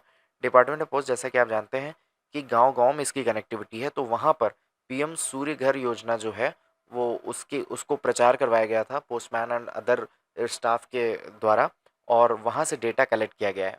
डेटा कलेक्ट करने में भारतीय संस्था अक्सर डिपार्टमेंट ऑफ पोस्ट का प्रयोग करती है। नीति आयोग के एसडीजी इंडिया इंडेक्स 2023-24 के अनुसार भारत का समग्र सतत विकास लक्ष्य एसडीजी स्कोर बढ़कर कितना हो गया है? तो एसडीजी स्कोर बढ़कर कितना हो गया है? 71 हो गया है। एसडीजी स्कोर बढ़कर कितना हो गया? 71। और अगर इसी इंडेक्स की बात करें तो ये समग्र विकास दर, सतत विकास दर की बात है। सस्टेनेबिलिटी डेवलपमेंट ग्रेड इसको बोलते हैं। और इंडिया इंडेक्स का स्कोर 2020-21 में 66 था और 2023-24 में 71 हो गया है। इस सूचकांक में शीर्ष प्रदर्शन करने वाले राज्य कौन से हैं? तो उत्तराखंड और केरल ने ये इस स्थान में इस सूचकांक में शीर्ष प्रदर्शन किया है, और केरल के बाद जो नाम आता है वो तमिलनाडु है। ठीक है। 3 सबसे खराब प्रदर्शन एसडीजी में किसने किया है? तो बिहार सबसे खराब है, फिर झारखंड, फिर नागालैंड। बिहार, झारखंड एंड नागालैंड सबसे खराब वालों में ये 3 आते हैं, बिहार, झारखंड एंड नागालैंड। और सबसे बेहतर उत्तराखंड, केरल एंड तमिलनाडु। उत्तराखंड, केरल एंड तमिलनाडु। अगला क्वेश्चन देखते हैं, अगला क्वेश्चन क्या कहता है। केंद्र शासित प्रदेशों के शीर्ष 5 प्रदर्शन करने वाले, अब एसडीजी में शीर्ष 5 प्रदर्शन जो केंद्र शासित हैं उनमें Chandigarh number 1, second Jammu Kashmir, Puducherry, Andaman and Delhi. सबसे बेहतर प्रदर्शन किसने किया? चंडीगढ़ ने किया। और केंद्र शासित में सबसे कम किसने किया है? तो दिल्ली ने किया है। वर्ष 2018 से 2023-24 के बीच किस राज्य ने सबसे तेजी से प्रगति की है? तो 18 से 23-24 के बीच में हमारा प्यारे उत्तर प्रदेश ने सबसे तेजी से प्रगति की है, और आप इस उत्तर प्रदेश की प्रगति को आप देख सकते हैं। बाहर के लोग जब यहाँ घूम के जाते हैं तो कहते हैं कि वाकई में मिसाल अगर किसी की देखनी है कि सबसे तेजी से डेवलपमेंट कौन सा स्टेट किया है, तो वो है यूपी। जैसे लोग यूपी को पिछड़ा समझते थे, आज वो यूपी पता नहीं कितने राज्यों से बहुत आगे निकल चुका है। संयुक्त राष्ट्र यूएन की विश्व जनसंख्या संभावना रिपोर्ट 2024 के अनुसार भारत की जनसंख्या 1.70 बिलियन तक पहुंचने की संभावना है, तो 2060 के दशक के प्रारंभ में। ठीक है। और ये एक्सपेक्टेशन किसने किया है? तो संयुक्त राष्ट्र का विश्व जनगणना संभावना रिपोर्ट है ये। संयुक्त राष्ट्र का विश्व जनगणना संभावना रिपोर्ट 2024 के अनुसार भारत 1.70 बिलियन तक पहुंचने की संभावना रखने वाला देश बन गया है। और ये कब पहुंचेगा? 2060 के दशक के प्रारंभ में। भारत की जनसंख्या कब से घटने लगेगी? तो कब से घटने लगेगी? तो 2062 से हमारे भारत की जनसंख्या में घटोतरी शुरू हो जाएगी। जनवरी और जुलाई 2062 के बीच में भारत की जनसंख्या बहुत तेजी से घट जाएगी। भारत फर्स्ट और चाइना सेकंड 2054 तक अपनी स्थिति बनाए रखेंगे। भारत अगर जनसंख्या की बात करें तो 2054 तक भारत फर्स्ट बना रहेगा और चाइना सेकंड बना रहेगा। ये आपको याद रखना है। कौन सा देश 2054 तक संयुक्त राज्य अमेरिका को पीछे छोड़कर तीसरा सबसे अधिक जनसंख्या वाला देश बनेगा? तो वो होगा पाकिस्तान। तो इसी तरह से जैसे जैसे इंडिया जहाँ जाएगा तो वहाँ पाकिस्तान भी पीछे पीछे आएगा। तो 2054 वो साल है जब भारत नंबर 1 जनसंख्या में, सेकंड पे चाइना और तीसरे पे पाकिस्तान आ जाएगा संयुक्त राज्य अमेरिका को पीछे छोड़कर। वर्तमान में वैश्विक जनसंख्या लगभग कितनी है? तो पूरे दुनिया की जनसंख्या में कितनी है जनसंख्या? 8.16 अरब जनसंख्या पूरे विश्व में इस समय है। और राष्ट्रीय सांख्यिकी दिवस हर साल मनाया जाता है, तो कब मनाया जाता है? 29 जून को मनाया जाता है। राष्ट्रीय सांख्यिकी दिवस कब मनाया जाता है? 29 जून को। और 29 जुलाई को क्या होता है? बाघ दिवस होता है। 18वां राष्ट्रीय सांख्यिकी दिवस किस विषय के तहत मनाया गया? तो निर्णय लेने के लिए डेटा का उपयोग करें। निर्णय लेने के लिए डेटा का उपयोग करें, ये हमारे राष्ट्रीय सांख्यिकी दिवस की थीम थी। राष्ट्रीय सांख्यिकी दिवस की थीम क्या थी? 18वें, निर्णय लेने के लिए डेटा का उपयोग करें। विश्व आर्थिक मंच WEF के वार्षिक जेंडर गैप इंडेक्स 2024 में भारत का स्थान क्या है? 129। जेंडर गैप इंडेक्स में हम किस स्थान पर हैं? हम 2 स्थान पर हैं। हम दोनों जेंडर गैप में क्या बोलेंगे? हम दोनों, यानी हम दोनों मतलब लड़का और लड़की। हम दोनों यानी 129 स्थान पर हमारा विश्व जेंडर गैप इंडेक्स में भारत का स्थान क्या है? 129। अगर इसी जेंडर गैप इंडेक्स की हम बात करें तो 2023 में कितनी थी? 127। यानी हमारा जेंडर गैप इंडेक्स खराब हुआ है, -2 पॉइंट नीचे हुआ है। यानी इसका मतलब भ्रूण हत्याएं ज़्यादा हो रही हैं, लोग सेलेक्टिव ज़्यादा हो रहे हैं। तो 127 से हम 129 पे चले गए हैं। अच्छा, ये जो जेंडर गैप इंडेक्स निकाला गया, इसमें मात्र 146 देश ही थे जिसमें हमारा स्थान क्या है? 129 है। और अंतिम स्थान पर कौन है? सूडान है। अंतिम स्थान पर क्या है? सूडान। भारतीय रिजर्व बैंक ने UPI लाइट के जरिए लेन देन की सीमा 500 रुपये से बढ़ाकर कितना करने का निर्णय लिया है? तो 1000 रुपये कर दिया है। भारतीय रिजर्व बैंक ने UPI लाइट के लिए लेन देन की सीमा जो 500 रुपये से बढ़ाकर करने से कितना कर लिया है? 1000 रुपये कर दिया है। UPI लाइट के लिए कुल वॉलेट सीमा 2000 से बढ़कर कितना करने का निर्णय लिया गया है? तो 5000 रुपये से। वॉलेट सीमा 2000 से बढ़ाकर कितना कर लेंगे आप? 5000 कर लेंगे, ठीक है। और जो खर्च लेन देन की सीमा है वो 500 से बढ़ाकर 1000 रुपये कर दिया गया है। 700 अरब डॉलर से अधिक की विदेशी मुद्रा भंडार वाला भारत दुनिया का कौन सा देश बन गया है? तो भारत दुनिया का चौथा देश बन गया है। 700 अरब डॉलर से अधिक की विदेशी मुद्रा भंडार वाला भारत दुनिया का कौन सा देश? चौथा बन गया है। प्रथम 3 देश कौन है? चीन, जापान और स्विट्जरलैंड। ठीक है, विदेशी मुद्रा भंडार में सबसे पहले चाइना है, जापान है और स्विट्जरलैंड है। फिर चौथे नंबर पे क्या है? भारत है। भारत के पास विदेशी मुद्रा कितनी है? 700 अरब डॉलर। RBI ने UPI के जरिए भुगतान की जा सकने वाली अधिकतम राशि 1 लाख से बढ़ाकर कितनी कर दी है? तो अभी हम UPI के जरिए भुगतान कर कितने कर सकते हैं? 5 लाख कर सकते हैं। अभी तक जो अधिकतम राशि थी वो 1 लाख रुपए थी, अभी हम 5 लाख कर सकते हैं। RBI के अनुसार UPI के कितने उपयोगकर्ता हैं? तो पूरे भारत में 121 करोड़ की जनसंख्या में लगभग 1/3 यानी 42.4 करोड़ लोग जो है UPI के उपयोग करता है। भारतीय जीवन बीमा निगम LIC ने IDFC फर्स्ट बैंक में अपनी हिस्सेदारी 1.20 से यानी 0.20% से बढ़ाकर कितनी कर दी है? तो 2.68। 2 और 6 को जोड़ेंगे तो 8 हो जाएगा। तो LIC ने IDFC फर्स्ट बैंक में अपनी हिस्सेदारी कितनी बढ़ा दी है? 2.68। सरकारी आंकड़ों के अनुसार 2023-24 में भारत का सबसे अधिक FDI किस देश से प्राप्त हुआ है? तो सबसे अधिक FDI हमें किससे मिला है? फॉरेन डायरेक्ट इन्वेस्टमेंट, तो सिंगापुर से मिला है। सिंगापुर से FDI 31.55% घटकर कितनी हो गई? 11.77 बिलियन। ठीक है। वैश्विक आर्थिक अनिश्चितताओं के कारण भारत में FDI प्रवाह घटकर हुआ है। लगभग 3.5% की हमारी FDI प्रवाह कमी आई है। 23-24 में भारत की FDI एक्टिविटी प्रवाह 3.49% घटकर कितना हो गया है? तो ये थोड़ा सा परसेंटेज घटकर अभी कितना हो गया है? 44.42 बिलियन। परसेंटेज घटाकर यहाँ वैल्यू दिखाई जा रही है, 3.49% घटकर कितना हो गया, 44.42%। तो इस तरह से हमने आर्थिकी को भी कंप्लीट कर लिया। हमारा राष्ट्रीय घटनाक्रम सेगमेंट खत्म हो चुका है, हमारा अंतर्राष्ट्रीय सेगमेंट खत्म हो गया और हमने आर्थिकी भी कर लिया है। आई नो आर्थिकी में आपको बहुत सारी डेटा से सामना करना पड़ा होगा, बहुत सारे डेटा, अनयूजुअल डेटा आपके सामने है। इनको याद करना देखो पेपर में तो आएगा ही आएगा, इन्हें याद कैसे करेंगे, कम से कम 10 बार, 10 बार आप इसको रिवाइज करेंगे, 10 टाइम्स आप इसको रिवाइज करेंगे, 10 बार रिवाइज करेंगे। कुछ नहीं करना है आपको, एक बार ध्यान से देखना है, फिर एक बार खुद से रीड कर लेना है और फिर उसके बाद ऑडियो को लगातार मेरी वीडियो को चला के आप सोते हुए सुन लीजिए, कभी आप खाना खा रहे हैं उस समय सुन लीजिए। और जैसा कि आप लोगों का कहना है कि मेरी आवाज़ बहुत अच्छी है, तो उसके लिए बहुत बहुत शुक्रिया। बहुत सारे लोग जो मेरी आवाज़ के लिए कमेंट करते हैं उनके लिए बहुत शुक्रिया। और जो लोग कहते हैं कि गाने भी गाइए, तो कभी कभी मन करता है, दिल खुश रहता है तो मैं गाने गा देता हूँ।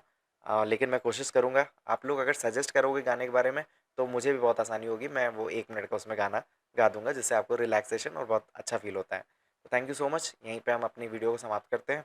कल मिलेंगे हम नए वीडियो के साथ में, इसके आगे के सेगमेंट को ख़त्म करेंगे। और एक बात और मैं आपको बताना चाहता हूँ, कई लोग कहते हैं प्लेलिस्ट के लिए, तो प्लेलिस्ट मैं बना दूंगा, लेकिन मैं क्या सोच रहा था कि मैंने राष्ट्रीय आर्थिकी और ये सब खत्म करने के बाद जब मैं खेल और पुरस्कार को भी खत्म कर लूँगा, तो इन सारे वीडियो को, जितने भी मैंने बनाए हैं 2-2 3-3 घंटे की वीडियो, इन सबको कंबाइन करके 15-16 घंटे की एक वीडियो बन जाएगी। उसको आपको ढूंढना नहीं पड़ेगा और उस वीडियो को आप एग्ज़ाम के लास्ट डेट तक, जो कि हमारा टारगेट डेट है, जो कि 27 जुलाई है, उसमें आप उसको यूज़ करके बहुत बेनिफिट ले सकते हैं। और मैंने क्या बोला, करंट अफेयर्स को ख़त्म नहीं करना है, करंट अफेयर्स आप नहीं ख़त्म कर पाओगे मेरे भाई। आप क्या करो, जो पर्टिकुलर लिमिटेड चीज़ें हैं उसको आप ज़्यादा पढ़ लिए। और एक बात याद रखनी कीजिएगा, जब आप इस चीज़ को 2-3 बार 10 बार पढ़ लेंगे ना, तो आपके अंदर एक कॉन्फिडेंस आएगा और इसी कॉन्फिडेंस को लेकर एग्ज़ाम में जाना है, ठीक है? और इससे आपका बेहतर पेपर हो जाएगा। तो थैंक यू सो मच। मैंने ये रिकॉर्डिंग मैं लगभग रात के 2 बजे कर रहा हूँ। आई होप आपको अच्छा लगेगा। मेरी आवाज़ भी थोड़ी भारी हो गई क्योंकि रात हो गया है। तो थैंक यू सो मच, फिर मिलेंगे नेक्स्ट वीडियो में। तब तक के लिए आप आराम से पढ़ते रहिए और खुश रहिए।